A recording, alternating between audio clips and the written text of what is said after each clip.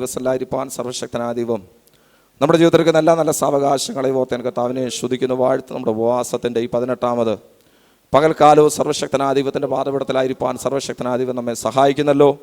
കഴിഞ്ഞ ഓരോ ദിവസങ്ങളും ഓരോ സെക്ഷനിലും കർത്താവ് നമ്മെ അനുഗ്രഹിച്ച എല്ലാ ദൈവകൃപയെ ഓർത്തേൻ കർത്താവിനെ ശ്രുതിക്കുന്നു. സ്വതം ഈ പകൽക്കാലവും കർത്തൃപാദപീഠത്തിലായിരിക്കുന്ന കർത്താവിൽ ബഹുമാന്യ ദിവദാസന്മാർ ദിവസമല്ലായിരിക്കുന്ന എല്ലാ വിലപ്പെട്ട ദിവ്യജനത്തിനും കർത്താവായ യേശുക്രിസ്തു നാമത്തിൽ എൻ്റെ സ്നേഹ വന്ദനത്തറിയിക്കുന്ന വിശേഷാൽ ഇന്ന് ഈ പകൽക്കാലത്തെ ശുശ്രൂഷയ്ക്കായി ദൈവസഭയുടെ ക്ഷണം സ്വീകരിച്ച് നമ്മുടെ മതിയായിരിക്കുന്ന കർത്താവിൽ ബഹുമാന്യ ദേവദാസൻ പാസ്റ്റർ ബിജു ഡൊമിനിക് അവരെ ഓർത്തേൻ കർത്താവിനെ ശ്രുതിക്കുന്ന കർത്താവിൻ്റെ ദേവദാസന് ദൈവസഭയുടെ പേരിൽ വ്യക്തിപരമുള്ള സ്വാഗതം അറിയിക്കുന്നു. സ്വതം പെട്ടെന്നാണ് കർത്തൃദാസനെ ഞാൻ വിളിക്കാനിടയായത്. യാതൊരു മടിയും കൂടാതെ കർത്തൃദാസൻ തക്ക സമയത്ത് തന്നെ കടന്നു വന്നു. അതോർത്ത് ഞാൻ കർത്താവിനെ ശ്രുതിക്കുന്നു, വിശേഷാലും നന്ദി അറിയിക്കുന്നു. ഇന്ന് ഈ പകൽക്കാലം കർത്താവിൻ്റെ ദാസനെ കർത്താവ് ശക്തിയോടെ നമ്മുടെ മധ്യ കരങ്ങളെടുക്കട്ടെ.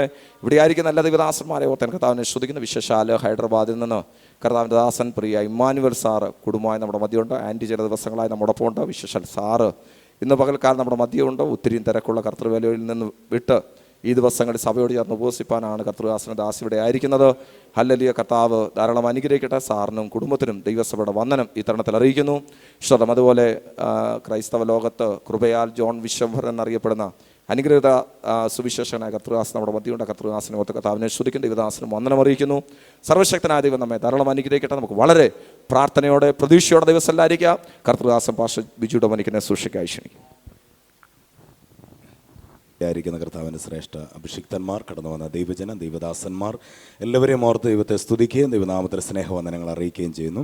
വളരെ വേഗത്തിൽ നമ്മൾ വചനത്തിലേക്ക് പ്രവേശിക്കാൻ പോവുക. എബ്രായർക്ക് എഴുതിയ ലേഖനം 11-ാം അധ്യായത്തിൻ്റെ 13 മുതൽ 16 വരെയുള്ള വേദഭാഗങ്ങൾ ഒരാൾ ശബ്ദമുയർത്തി വായിക്കുക.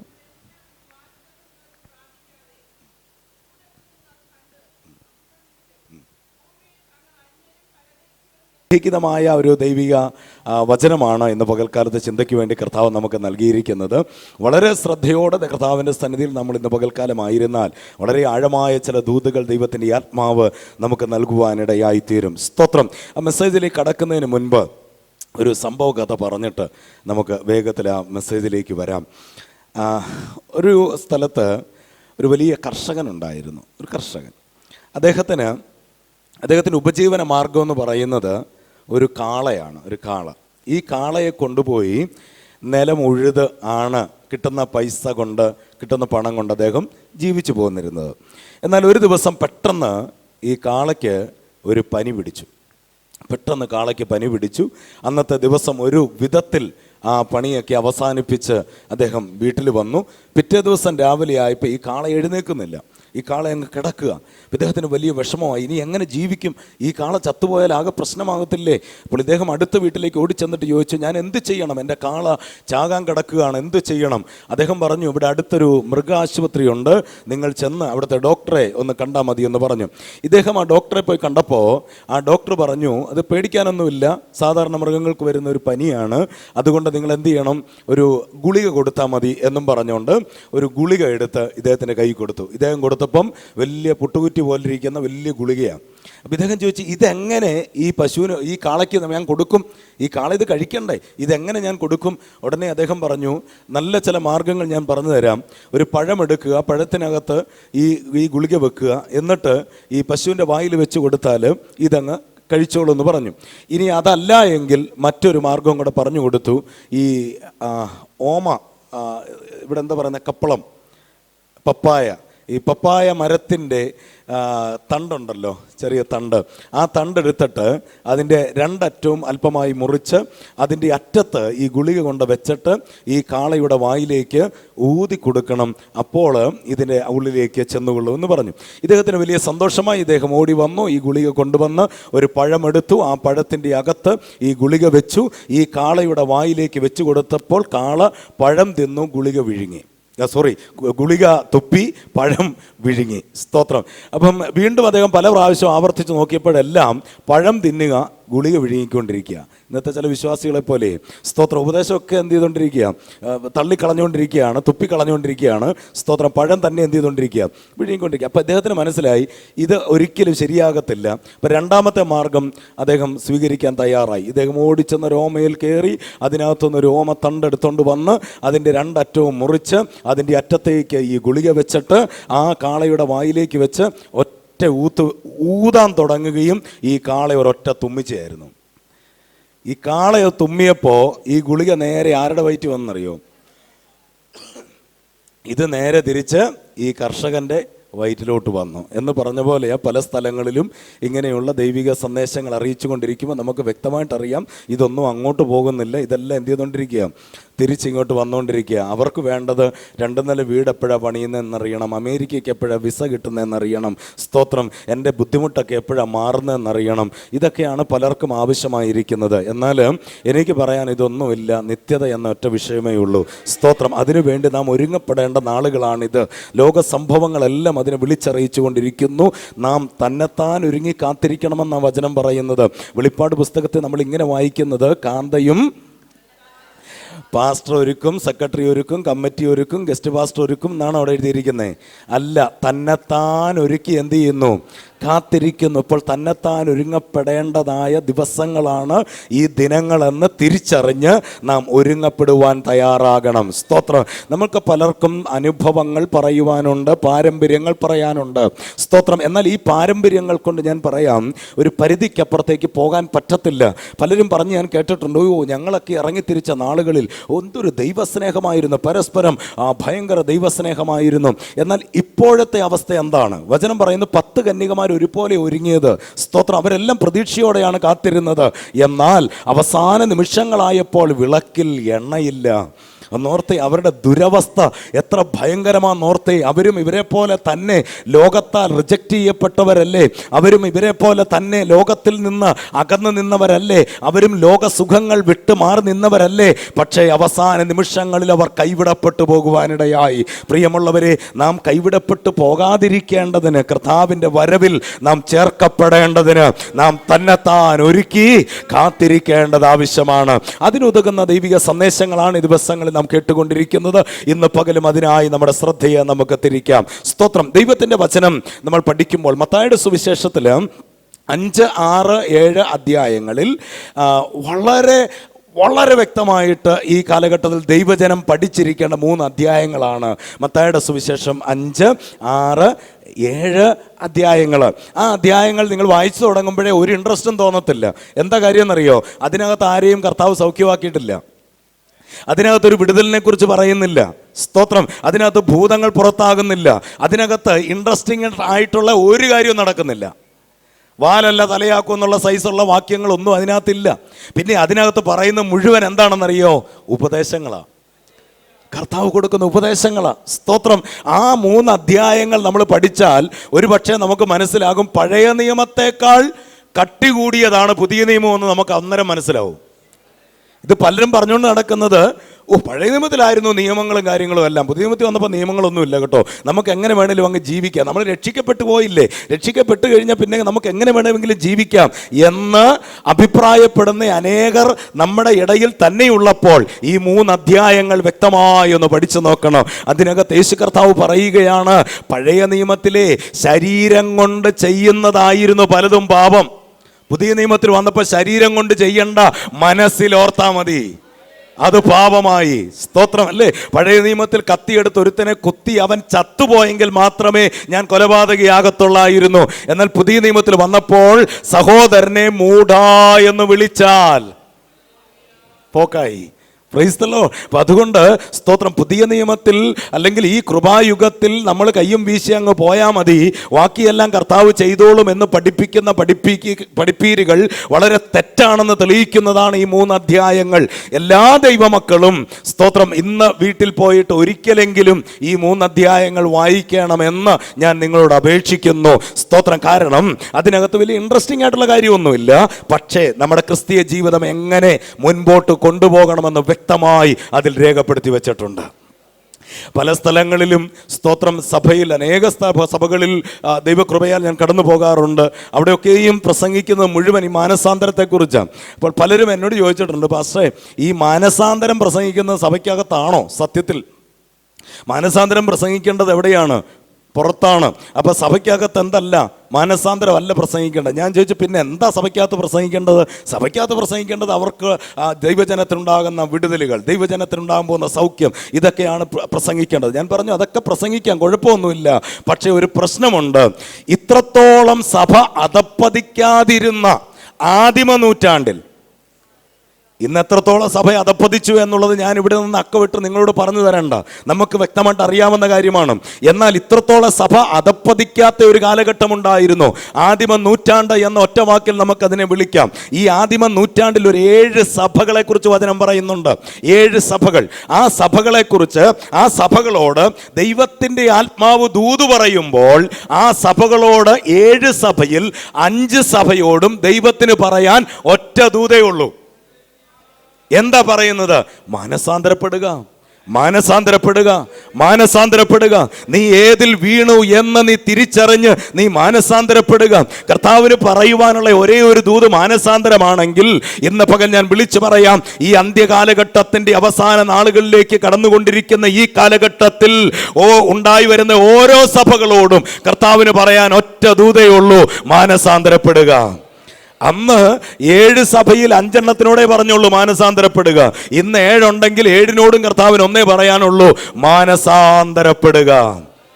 Price the lord, hallelujah. അതുകൊണ്ട് മാനസാന്തര പ്രസംഗം പുറത്തു മാത്രം ചെയ്യേണ്ട കാര്യമല്ല, മാനസാന്തര പ്രസംഗം തീർച്ചയായും സഭകൾക്കകത്ത് ചെയ്യപ്പെടേണ്ടതാണ്. അതില്ലാത്തതിൻ്റെ ഒത്തിരി കുഴപ്പങ്ങൾ നമുക്കുണ്ട്. സ്തോത്രം. കാരണം നമ്മളെ തന്നെ എപ്പോഴും നീതീകരിക്കുന്നവരാണ്. നമ്മളെപ്പോഴും പറയും, ഞങ്ങളങ്ങനെ വലിയ പ്രശ്നക്കാരൊന്നും അല്ലെന്നേ, ഞങ്ങൾ വളരെ ഡീസൻ്റാണ്. പിന്നെ പ്രശ്നക്കാരാരാ? മദ്യപിക്കുന്നവര്, പിന്മാറി നടക്കുന്നവർ, ഇവരൊക്കെയാണ് വലിയ പ്രശ്നക്കാർ. അവരെക്കളൊക്കെ എത്രയോ പ്രശ്നക്കാരാ നമ്മൾ എന്നുള്ളത് നമ്മൾ പലപ്പോഴും തിരിച്ചറിയുന്നില്ല എന്നുള്ളതാണ് സത്യം. സ്തോത്രം. എവിടെയായി പ്രശ്നം ഉണ്ടാകുന്നത്? നമുക്കറിയാം. ഗലാത്യ ലേഖനം 5-ാം അധ്യായത്തിൻ്റെ 19-ാം വാക്യം മുതൽ നമ്മൾ വായിക്കുമ്പോഴാണ് അവിടെ ജഡത്തിൻ്റെ പ്രവർത്തികളെക്കുറിച്ച് ഒരു പട്ടിക തന്നെ അവിടെ കൊടുത്തിട്ടുണ്ട്. ആ വാക്യം ഒന്ന് വായിക്കാമോ? ജഡത്തിൻ്റെ പ്രവൃത്തികളോ ദുർനടപ്പ്, അശുദ്ധി, ദുഷ്കാമം, വിഗ്രഹാരാധന, ആഭിചാരം, പക, പിണക്കം, ജാരശങ്ക, ക്രോധം, ശാഠ്യം, ദ്വന്ദ്വപക്ഷം, ഭിന്നത, അസൂയ, മദ്യപാനം, വെറിക്കൂത്ത് മുതലായവയെന്ന് വെളിവാകുന്നു. ഇതിൽ മദ്യപിക്കുന്നവൻ മാത്രം ദൈവരാജ്യം അവകാശമാക്കത്തില്ല. അങ്ങനെയാണോ? നമ്മളങ്ങനെ കേട്ടിരിക്കുന്ന മൊത്തം മദ്യപാനി ദൈവരാജ്യം അവകാശമാക്കത്തില്ല, മദ്യപാനി ദൈവരാജ്യം അവകാശമാക്കത്തില്ല. അപ്പൊ ബാക്കി ചെയ്യുന്നവനൊക്കെയോ? ഇവിടെ ജഡത്തിന്റെ പ്രവർത്തികളിൽ മദ്യപാനം എന്ന ഒറ്റ പേരല്ല എഴുതിയിരിക്കുന്നത്. അവിടെ ആരംഭിക്കുന്ന ഇങ്ങനെയാണ്: 1 ദുർനടപ്പ്, 2 അശുദ്ധി, 3 ദുഷ്കാമം, പിന്നെ വിഗ്രഹാരാധന, ആഭിചാരം, പക, പിണക്കം, ജാരശങ്ക. നമുക്കില്ലാത്ത കാര്യങ്ങളാണ് ഇനി പറഞ്ഞുകൊണ്ട് വരുന്നത്. എന്തൊക്കെയാണ്? ക്രോധം ഉണ്ടോ നമുക്ക്? എന്താവാന്ന് പോലും അറിയത്തില്ല. ഞങ്ങൾ മാനസാന്തരപ്പെടുന്നതിന് മുമ്പൊക്കെ അറിയായിരുന്നു. പക്ഷേ മാനസാന്തരപ്പെട്ട് കഴിഞ്ഞപ്പോൾ ക്രോധം എന്താണെന്നോ കോപം എന്താണെന്നോ ഞങ്ങൾക്ക് അറിയത്തില്ല പാസ്റ്റർ. അതൊക്കെ അറിയാവുന്നവരോട് പോയി പറയാം അല്ലേ? സ്തോത്രം. നമുക്കറിയത്തില്ല. ക്രോധം അറിയില്ല. പിന്നെ ശാഠ്യം. അയ്യോ, നമ്മളെപ്പോലെ ഒട്ടും ശാഠ്യമില്ലാത്ത ആളുകൾ വേറെ ആരുമില്ല. ഒട്ടും ശാഠ്യമില്ല. ഈ ശാഠ്യം ഇല്ലായിരുന്നു എങ്കിൽ ഇത്രത്തോളം സഭകൾ തന്നെ ഉണ്ടാകത്തില്ലായിരുന്നു, ഒറ്റ വാക്കി പറഞ്ഞാൽ. സ്തോത്രം. ഇപ്പം ശാഠ്യം അതിൽ നിന്നുണ്ടായി വന്നതാണ് ഈ പിരിവുകൾ മുഴുവൻ. സ്തോത്രം. വേർപിരിവുകൾ, വ്യത്യസ്തമായ പേരുകൾ, വ്യത്യസ്തമായ അവസ്ഥകൾ. സ്തോത്രം. ഞാൻ ഒത്തിരി അങ്ങോട്ട് കടക്കുന്നില്ല. ഒത്തിരി കടന്നാൽ നിങ്ങൾ ഇനി എന്നെ ഇവിടെ വിളിക്കത്തുമില്ല. സ്തോത്രം. ഇപ്പോൾ ഇടയ്ക്കൊക്കെ ആരെങ്കിലും വരാത്തപ്പം പാസ്റ്റർ ഓർക്കും എൻ്റെ കാര്യം. ഇനിയിപ്പോൾ അതുകൂടെ മറന്നു കളയും പാസ്റ്റർ മനഃപൂർവ്വം. Price the Lord. സ്തോത്രം. അപ്പം അതുകൊണ്ട് ശാഠ്യം, അത് ശാഠ്യത്തിൽ നിന്നുണ്ടാവുന്നതാണ്. പിന്നെ എന്താണ്? അയ്യോ, അതതിൻ്റെ ബാക്കിയാ. പക്ഷം പിടിക്കൽ. പക്ഷം പിടിക്കൽ. ചിലയിടത്തൊക്കെ ചെന്ന് കഴിഞ്ഞാൽ സാക്ഷ്യത്തിൻ്റെ സമയം ഭയങ്കര രസമാണ്. പിന്നെ അവിടെ ദാവീദും ഗോലിയാത്തുമാണ്. സ്തോത്രം. എല്ലാവരും അങ്ങ് ദാവീദാകും. ആ സമയത്ത് ഗോലിയാത്ത് ആരാന്നറിയോ? എതിർകക്ഷി ഗോലിയാത്താണ്. പിന്നെ സങ്കീർത്തനത്തിൽ നിന്ന് ഓരോ വാക്യമൊക്കെ എടുത്ത് നിന്റെ അമ്മ മക്കളില്ലാത്തവളായി പോകട്ടെ, മുടിഞ്ഞു പോകട്ടെ എന്നൊക്കെ പറഞ്ഞുള്ള എന്നെ സന്തോഷിപ്പിച്ച വാക്യമാണെന്നാണ് പറയുന്നത്. സ്തോത്രം. ഞായറാഴ്ച പുള്ളിയെ സന്തോഷിപ്പിക്കുന്ന വാക്യമാണ്. അപ്പോൾ ഇതിൻ്റെ എല്ലാം പിന്നിൽ ഓരോ അർത്ഥങ്ങളുണ്ട്. സ്തോത്രം. അതറിയാവുന്നവർ എന്ത് പറയുന്നത്? ദ്വന്ദ്വപക്ഷം, പക്ഷം പിടിക്കൽ എന്ന് പറയുന്ന പരിപാടി. പിന്നെ എന്താ പറയുന്നത്? ഭിന്നത. അതിൻ്റെ വാക്യമായിട്ട് വരുന്ന സംഭവമാണ് ഭിന്നത. അസൂയ. അത് പിന്നെ നമുക്കില്ലല്ലോ. ഒരുത്തനൊരു നന്മയുണ്ടായ പിന്നെ നമുക്ക് നന്മയുണ്ടായെങ്കിൽ നല്ല കാര്യമല്ലേ, എനിക്കോ കൊടുക്കാൻ പറ്റിയില്ല അവനെ കിട്ടിയല്ലോ എന്നുള്ള ഒരു മനോഭാവം ഉണ്ടല്ലോ. ഉണ്ടെങ്കിൽ കൊള്ളാം, ഇല്ലെങ്കിൽ പോക്കാ. സ്തോത്രം. ഹല്ലേലൂയ. പിന്നെ എന്താ? പിന്നെയാണ് ഏറ്റവും ലാസ്റ്റാ പറയുന്നത് മദ്യപാനം മുതലായവ, വെറിക്കൂത്ത മുതലായവ എന്ന് വെളിവാകുന്നു. ഈ വക പ്രവർത്തിക്കുന്നവർ ദൈവരാജ്യം അവകാശമാക്കുകയില്ല. അപ്പം നമ്മൾ ഇതിനകത്തുനിന്ന് ഒന്ന് മാത്രം അടർത്തി ഇങ്ങ് മാറ്റി. ഏതാ? മദ്യപാനി ദൈവരാജ്യം അവകാശമാക്കത്തില്ല, ബാക്കി തന്നെ ഏതായാലും കുഴപ്പമില്ല. മദ്യപാനി മാത്രം ദൈവരാജ്യം ഞാൻ പറയാം, മദ്യപാനി ദൈവരാജ്യം അവകാശമാക്കുകയില്ല എന്ന് മാത്രമായി ഒരു വാക്യം ബൈബിളിലില്ല. ഇതിനകത്ത് പറഞ്ഞിരിക്കുന്ന വാക്യം എങ്ങനെയാണ്? മറ്റനേക ജഡത്തിന്റെ പ്രവൃത്തികൾ പറഞ്ഞു വന്നിട്ട് മദ്യപാനം അതിൻ്റെ കൂട്ടത്തിൽ ഒരു കാര്യം മാത്രമായി എടുത്തിട്ടാണ് സ്തോത്രം ദൈവരാജ്യം അവകാശമാക്കുകയില്ല എന്ന് പറയുന്നത്. അപ്പോൾ നാം അറിയേണ്ട ഒരു കാര്യമുണ്ട്. മദ്യപാനിയോട് നമ്മൾ പറയുക, എടാ മദ്യപാനി, നീ ദൈവരാജ്യം അവകാശമാക്കത്തില്ല എന്ന് പറയുമ്പം അവന് ഇച്ചിരി വചനം അറിയാവുന്നവരാണെങ്കിൽ തിരിച്ചു നിന്നിട്ട് ചോദിക്കുക, കോപിക്കുന്ന നീ ദൈവരാജ്യം അവകാശമാക്കുവോ? ഭിന്നതയുള്ള നീ ദൈവരാജ്യം അവകാശമാക്കുവോ? അസൂയപ്പെടുന്ന നീ ദൈവരാജ്യം അവകാശമാക്കുവോ? കണ്ടോ, എല്ലാവരുടെയും സ്തോത്രമൊക്കെ മാറി, മുഖമൊക്കെ മാറി. സ്തോത്രം. പിന്നെ എന്താ ഈ മദ്യപാനിയെ മാത്രം നമ്മൾ ഉയർത്ത് കാണിക്കുന്നേ? അതെന്താണെന്നറിയത്തില്ലേ? ഞങ്ങൾ അങ്ങനെ മദ്യപിക്കാറില്ല. ഇനി ഉണ്ടെങ്കിലും പബ്ലിക്കല്ല, ന്യൂട്രലെങ്ങാനും ഉണ്ടെങ്കിലേ ഉള്ളൂ അല്ലേ? ചില രാജ്യങ്ങളിലൊക്കെ ചെല്ലുമ്പോൾ സ്തോത്രം ക്ലൈമറ്റിൻ്റെ അവസ്ഥ കൊണ്ടൊക്കെയാ എന്നൊക്കെ പറയുന്ന ഒത്തിരി പേരെ ഞാൻ കണ്ടിട്ടുണ്ട്. അതുകൊണ്ട് പൗലോസ് പറഞ്ഞിട്ടുമുണ്ടല്ലോ ഒരല്പമൊക്കെ വീഞ്ഞ് സേവിച്ചോളാൻ പറഞ്ഞിട്ടുണ്ട്. നമ്മൾ വീഞ്ഞിനെ ഇങ്ങോട്ടൊന്ന് ഡൈവേർട്ട് ചെയ്യുന്നുള്ളേ ഉള്ളൂ. സ്തോത്രം. അപ്പം ഇങ്ങനെ എന്താ പറയുന്നത്, പല രീതിയിൽ നമുക്ക് നമ്മൾ ചെയ്യുന്നതെല്ലാം ശരിയും നമ്മൾ ചെയ്യാത്തതെല്ലാം തെറ്റ് എന്നും ഉള്ള ഒരു പഠിപ്പിക്കൽ, അതിൻ്റെ ഒരു പ്രശ്നമാണ് നമുക്കവിടെ കാണാൻ കഴിയുന്നത്. അതുകൊണ്ട് മദ്യപിക്കണമെന്നല്ല ഞാൻ പറയുന്നത്. മദ്യപാനം പോലെ തന്നെ മാരകമേറിയ പാപമാണ് ബാക്കി പറയുന്ന മുഴുവൻ കാര്യങ്ങളും. ദുർനടപ്പ്, അശുദ്ധി, ദുഷ്കാമം, വിഗ്രഹാരാധന, ആഭിചാരം, പിന്നെ പക, പിണക്കം, കോപം, ക്രോധം, ശാഠ്യം, ദ്വന്ദ്വപക്ഷം, അസൂയ, ഭിന്നത. ഇത്രയും കാര്യവും മദ്യപാനവും എല്ലാം ഒരേ തട്ടിൽ തന്നെ പെടുത്തിയാണ് ദൈവത്തിൻ്റെ വചനത്തിൽ വ്യക്തമായി പറയുന്നത്. അതുകൊണ്ട് അതിലൊന്നു മാത്രം മാറ്റിവെച്ചിട്ട് ഈ വ്യക്തി സ്വർഗരാജ്യം അവകാശവാക്കത്തില്ലെന്ന് പറയാനല്ല, ഇന്ന് പകൽ എന്നെ തന്നെ ഞാൻ നോക്കുക. എനിക്ക് അമിതമായി കോപമുണ്ടോ? എനിക്ക് സ്തോത്രം പക്ഷം പിടിക്കലുണ്ടോ? സ്തോത്രം എനിക്ക് അസൂയുണ്ടോ? എനിക്ക് കലഹമുണ്ടോ? എനിക്ക് ഭിന്നതയുണ്ടോ? സ്തോത്രം ദൈവരാജ്യം അവകാശമാക്കത്തില്ല, ഒരു സാധ്യതയുമില്ല എന്ന് തന്നെയാണ് ആ ഭാഗത്ത് നമുക്ക് മനസ്സിലാകുന്നത്. അതുകൊണ്ട് ഞാൻ പറഞ്ഞതിൻ്റെ ആശയം ഇത്രമേ ഉള്ളൂ. ഈ കാലഘട്ടത്തിൽ കർത്താവിന് സഭയോട് പറയാനുള്ളത് മാനസാന്തരപ്പെടുക അല്ലേ? ആ സഭകളോട് പറയുമ്പോൾ ഒരു സഭയോട് ഇങ്ങനെ പറയും, നീ ഏതിൽ വീണു എന്ന് നീ അറിയണം. നീ ഏതിലാണ് വീണുപോയതെന്ന് നീ അറിഞ്ഞ് മടങ്ങി വരണം. സ്തോത്രം. ഇന്ന് പകലും അതിന് കർത്താവ് നമ്മളെ പ്രാപ്തരാക്കട്ടെ എന്ന് ആത്മാർത്ഥമായി ഞാൻ ആഗ്രഹിക്കുന്നു. വായിച്ച വാക്യത്തിലേക്ക് വേഗത്തിൽ നമുക്ക് ഓടി വരാം. എബ്രായർക്ക് എഴുതിയ ലേഖനം 11-ാം അധ്യായത്തിൻ്റെ 13 മുതലുള്ള വാക്യങ്ങൾ ഒരിക്കൽ കൂടെ.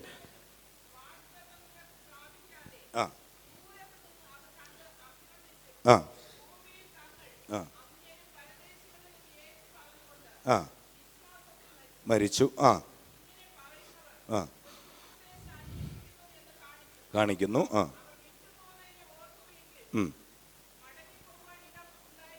അതെ.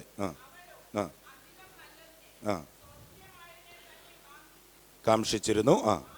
ആകയാൽ ദൈവം അവരുടെ ദൈവമെന്ന് വിളിക്കപ്പെടുവാൻ ലജ്ജിക്കുന്നില്ല.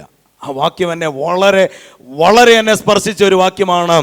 ആകയാൽ ദൈവം അവരുടെ ദൈവം എന്ന് വിളിക്കപ്പെടുവാൻ ലജ്ജിക്കുന്നില്ല. അപ്പോൾ ഒരു കൂട്ടര് എൻ്റെ ദൈവം എന്ന് പറയുന്നത് കേൾക്കാൻ ദൈവത്തിന് ലജ്ജയില്ല. അങ്ങനെയെങ്കിൽ അതിൻ്റെ ഓപ്പോസിറ്റ് കൂട്ടരുണ്ടല്ലോ. ആ കൂട്ടര് എൻ്റെ ദൈവം എന്ന് പറയുമ്പോൾ ദൈവം എന്ത് ചെയ്യുന്നുണ്ട്? ലജ്ജിക്കുന്നുണ്ടെന്നല്ലേ എൻ്റെ അർത്ഥം. സ്തോത്രം. ആ കൂട്ടര് തമ്മിലുള്ള വ്യത്യാസമാണ് ഇന്ന് പകൽ നമ്മൾ ചിന്തിക്കുവാനായിട്ട് പോകുന്നത്.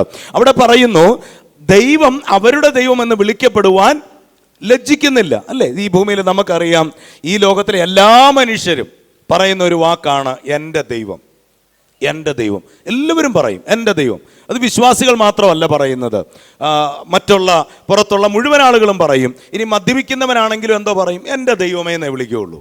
അല്ലേ? അവന് നേരെ നിൽക്കാൻ പറ്റുന്ന ഒരു കണ്ടീഷൻ അല്ലാതെ വരുമ്പോൾ അവൻ ആദ്യം വിളിക്കുന്നത് എൻ്റെ ദൈവമേ എന്നെ ഒന്ന് വീട്ടിലെത്തിക്കണേ എന്നാണ് പറയുന്നത്. അല്ലേ? പിറ്റേ ദിവസം രാവിലെ എഴുന്നേറ്റ് വരുമ്പോൾ അവൻ എന്താ പറയുന്നത്, ഹോ ഒരു രക്ഷയില്ലായിരുന്നു, വഴിയിലെങ്ങാനും കടന്നു പോകുന്ന ഓർത്ത, പക്ഷേ ദൈവം സഹായിച്ചിങ്ങ് എത്തി. അല്ലേ? മദ്യപിക്കുന്നവൻ അതാ പറയുന്നത്. ഇനിയും കള്ളം പറയുന്നത് എന്താ, കള്ളനൂത് തന്നെ പറയുന്നത്. ആ കാണിക്കവഞ്ചി കുത്തി തുറന്നുകൊണ്ടിരുന്നപ്പോഴാണ് പോലീസ് വണ്ടി അതിലെ വന്ന, ദൈവം സഹായിച്ച് കണ്ടില്ല. ഈ ലോകത്തിലെ മുഴുവൻ മനുഷ്യരും എൻ്റെ ദൈവം, എൻ്റെ ദൈവം, എൻ്റെ ദൈവം, അല്ലെങ്കിൽ എൻ്റെ ദൈവമേ എന്ന് പറയാത്ത ഒരു മനുഷ്യരുമില്ല. ഒരു പക്ഷേ നിരീശ്വരവാദികൾ ഒഴികെ. അവരും അവസാന നിമിഷങ്ങളിൽ എൻ്റെ ദൈവമേ എന്ന് വിളിച്ചിട്ടാ പോയിട്ടുള്ളതെന്ന് ഒരുപാട് ചരിത്രങ്ങൾ, സ്തോത്രം, ഞാനും കേട്ടിട്ടുണ്ട്. ചില ബുക്കുകളിൽ ഞാൻ വായിച്ചിട്ടുണ്ട്. സ്തോത്രം. ഏറ്റവും വലിയ നിരീശ്വരവാദിയായിരുന്ന മനുഷ്യൻ, അദ്ദേഹത്തിൻ്റെ അവസാന നിമിഷങ്ങളിൽ ജീവൻ നഷ്ടപ്പെട്ടു പോകാതിരുന്നപ്പോൾ അദ്ദേഹം കിടന്ന് വളരെ കഷ്ടപ്പെടുക. ആ സമയത്ത് അവസാനമായി അദ്ദേഹം ഇങ്ങനെ പറഞ്ഞെന്ന ആ പുസ്തകത്തിൽ ഞാൻ വായിച്ചത്, എൻ്റെ ദൈവമേ എൻ്റെ ജീവനെ എടുക്കണേ. അവസാനമായിട്ട് അയാളത് പറഞ്ഞു, അന്ത്യശ്വാസവും വലിച്ചു എന്നാണ് ഞാൻ കണ്ടിട്ടുള്ളത്. അപ്പം അതുകൊണ്ട് ഈ ലോകത്തിലെ മിക്കവാറും എല്ലാ മനുഷ്യരും എൻ്റെ ദൈവം, എൻ്റെ ദൈവം, എൻ്റെ ദൈവം എന്ന പദം ഉപയോഗിക്കുമ്പോൾ ദൈവം പറയുക, അവരൊക്കെ എൻ്റെ ദൈവമെന്ന് എന്നെ വിളിക്കുമ്പോൾ ഞാൻ ലജ്ജിക്കുന്നുണ്ട്. പിന്നെ ആരുടെ ദൈവമെന്ന് വിളിക്കപ്പെടാനാ ദൈവം ലജ്ജിക്കാത്തത്? ഈ വാക്യങ്ങളിൽ 13-ാം വാക്യം മുതൽ ആരംഭിക്കുമ്പോൾ 3 കാര്യങ്ങളാണ് പ്രധാനമായിട്ടും അവിടെ എടുത്തു പറയുന്ന 3 പ്രധാന പോയിന്റുകൾ നമുക്കവിടെ കാണുവാനിടയാവും. ഒന്നാമത്തെ കാര്യം, ഈ ഭൂമിയിൽ പാർത്തപ്പോൾ അവർ പറഞ്ഞൊരു വാക്കുണ്ട്, ഞങ്ങൾ അന്യരും പരദേശികളും. അന്യരും പരദേശികളും. എല്ലാവരും ആ വാക്കൊന്ന് പറഞ്ഞേ, ഞങ്ങൾ അന്യരും പരദേശികളും. അവർ ഈ ഭൂമിയിൽ നടന്നപ്പോൾ അവർക്ക് പറയാനുള്ള ഏറ്റവും വലിയ കാര്യം ഇതായിരുന്നു, ഞങ്ങൾ ഈ ഭൂമിയിൽ ആരാണ്? അന്യരാണ്, പരദേശികളാണ്. എത്ര പേർക്ക് ഹൃദയത്തിൻ്റെ ആഴത്തിൽ ആ ഒരു വാക്ക് പറയാൻ പറ്റും? ഇന്നും ഭൂമിയിൽ കൂടെ നടക്കുമ്പോൾ പലരും പറയുന്നത് എന്നാ, പട്ടത്തിനപ്പുറത്ത് ഒരു 2 ഏക്കറോട് പറഞ്ഞു വെച്ചിട്ടുണ്ട്, അപ്പോൾ അതുകൂടെ ഒന്ന് ഒപ്പിക്കാൻ വേണ്ടിയുള്ള പരിപാടി ഇങ്ങനെ ആസൂത്രണം ചെയ്തുകൊണ്ടിരിക്കുക. സ്തോത്രം. നമുക്ക് പറയാൻ എന്തേറെ കാര്യങ്ങളുണ്ട്, പക്ഷേ ഒരു കൂട്ടരുണ്ടായിരുന്നു, അവർക്ക് പറയാൻ ഒറ്റ കാര്യമുള്ളായിരുന്നു, ഈ ഭൂമിയിൽ ഞങ്ങൾ അന്യരും പരദേശികളും. ചില വിശ്വാസികൾ വീടുകളിൽ ചെന്നാൽ തന്നെ അറിയാം അവർക്ക് ലോകത്തോട് എത്രത്തോളം അറ്റാച്ച്മെൻ്റ് ഉണ്ടെന്നുള്ളത്. അവരുടെ വീടുകളിൽ ചെന്നാൽ അറിയാം. ആ വീടിൻ്റെ മുറ്റത്തോട്ടൊന്ന് നോക്കണം. ഇന്ന് വരെ കണ്ടുപിടിക്കപ്പെട്ടിട്ടുള്ള മുഴുവൻ ചെടികളും കാണും അവരുടെ മുറ്റത്ത്. ഇന്ന് വരെ കണ്ടുപിടിക്കപ്പെട്ടിട്ടുള്ള മുഴുവൻ ചെടികളും. ഇതിനു വേണ്ടി എന്ത് പൈസ അവർ മുടക്കുന്നറിയോ? സ്തോത്രം. എൻ്റെ ചർച്ചിലുണ്ടായിരുന്നു 4-5 ഫാമിലീസ്. ഒറ്റ ദിവസത്തെ ഒറ്റ മെസ്സേജേ ഉള്ളൂ, പിറ്റേ ദിവസം ഒറ്റ ചെടിയും കാണാനില്ല അവരുടെ എന്നും മുറ്റത്തിരുന്നേ. ഞാൻ പറഞ്ഞത് എന്ന കാരണത്താൽ നിങ്ങളിത് എടുത്ത് കളയരുത്. പക്ഷെ നിങ്ങളറിയാതെ നിങ്ങളെ പിടിച്ചിരിക്കുന്ന ഒരു ലോക സ്നേഹമുണ്ട്. അതാണ് ഇതിനോട് കൂടുതൽ അറ്റാച്ച്മെൻ്റ് നിങ്ങൾക്ക് തോന്നിക്കുന്നത്. സ്തോത്രം. ഈ ലോകത്തിൽ കാണുന്ന ഏതിനോട് നിങ്ങൾക്കൊരു അറ്റാച്ച്മെൻ്റ് തോന്നുന്നോ, നിങ്ങളുടെ ചിന്താഗതികൾക്കപ്പുറമായും എൻ്റെ കർത്താവ് വരുമ്പോൾ എനിക്ക് പോകണം. നമ്മുടെ ഏറ്റവും വലിയ ആഗ്രഹം ഏതാ? കർത്താവ് വരുമ്പോൾ പോകണം. അങ്ങനെ ആഗ്രഹമുണ്ടോ? വരുമോന്ന് തന്നെ ഇപ്പോൾ സംശയമല്ലേ?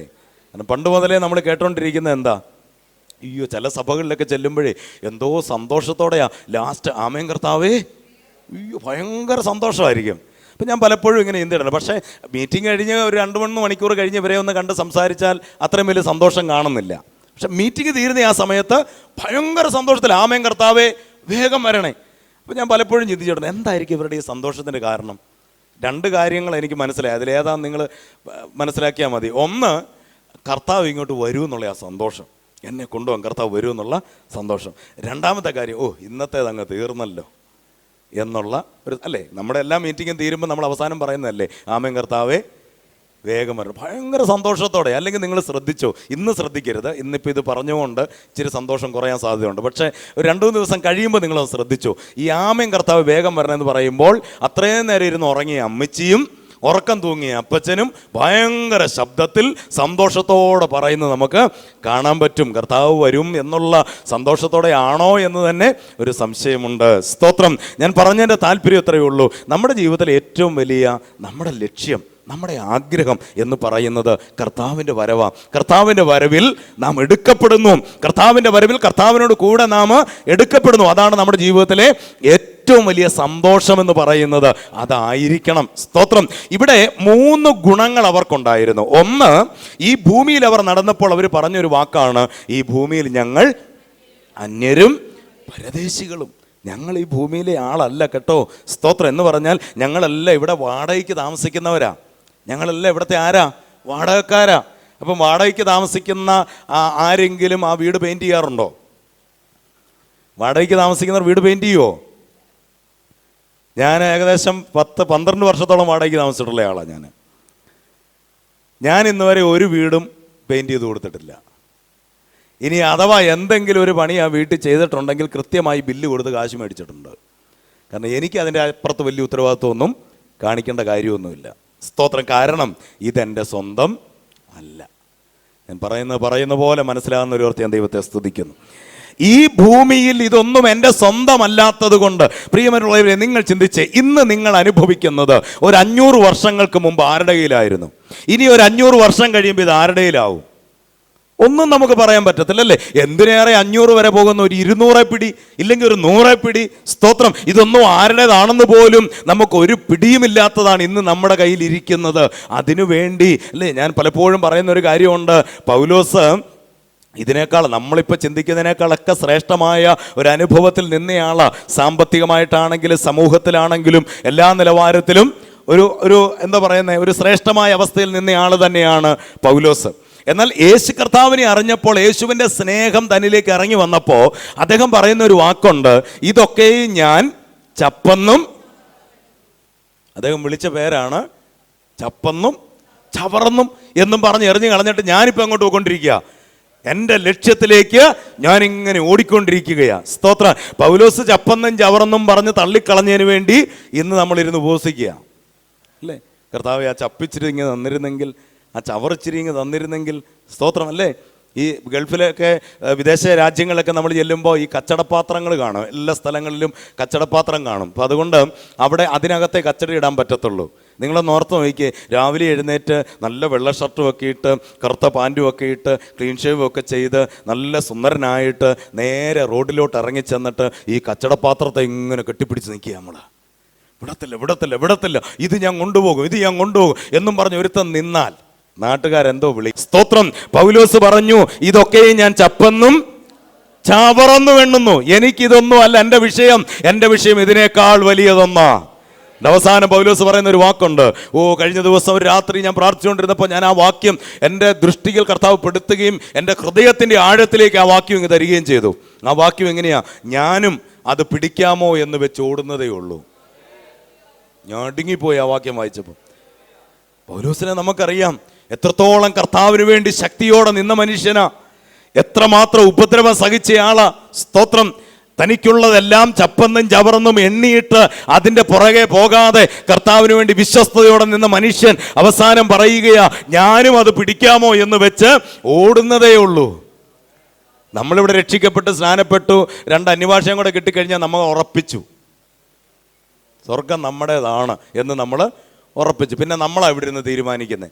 ആ പുള്ളി പോകത്തില്ല കേട്ടോ, പുള്ളി പോകാൻ സാധ്യത കുറവാണ്, പിന്നെ ആളും പോകാൻ സാധ്യത കുറവാണ്, പിന്നെ ഞാൻ എന്തായാലും അങ്ങ് പോകും.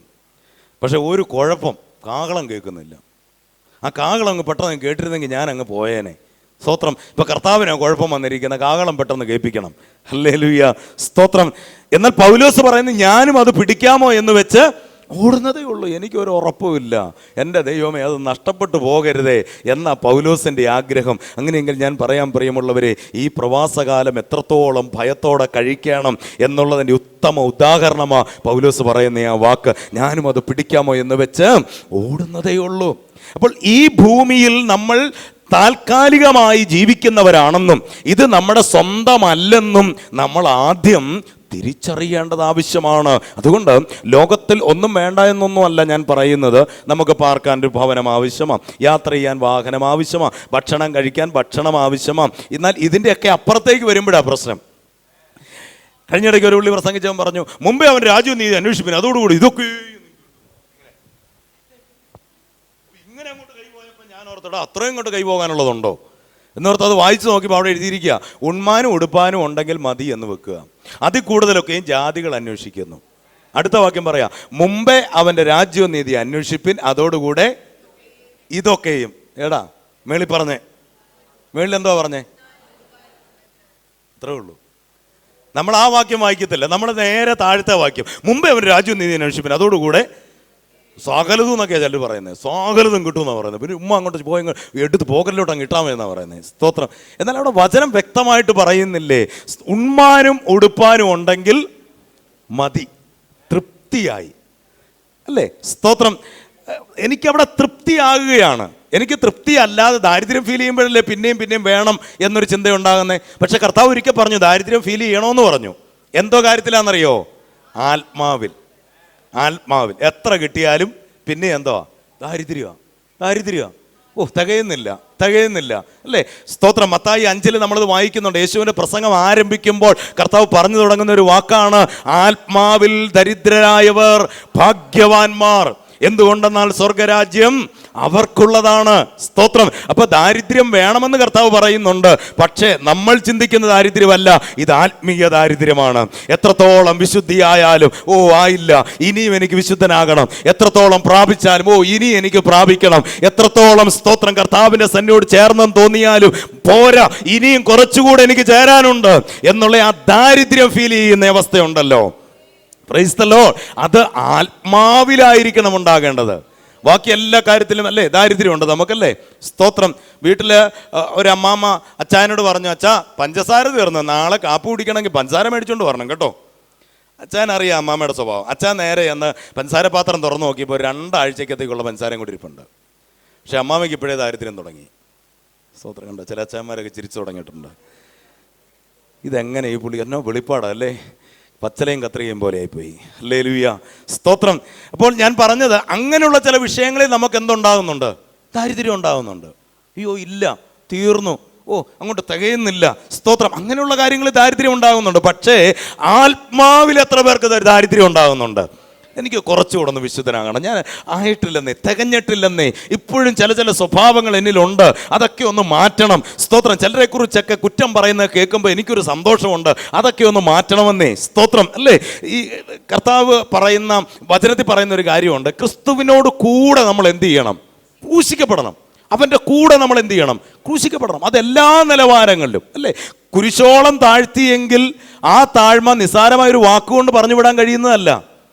ഇവൻ ആരാണ്? സ്വർഗീയ മഹിമകളിൽ ഇരുന്ന കർത്താവ്. സ്വന്തം പുത്രൻ തകർക്കപ്പെടുമ്പോൾ മുഖം മറച്ചു കളയുന്ന പിതാവ്.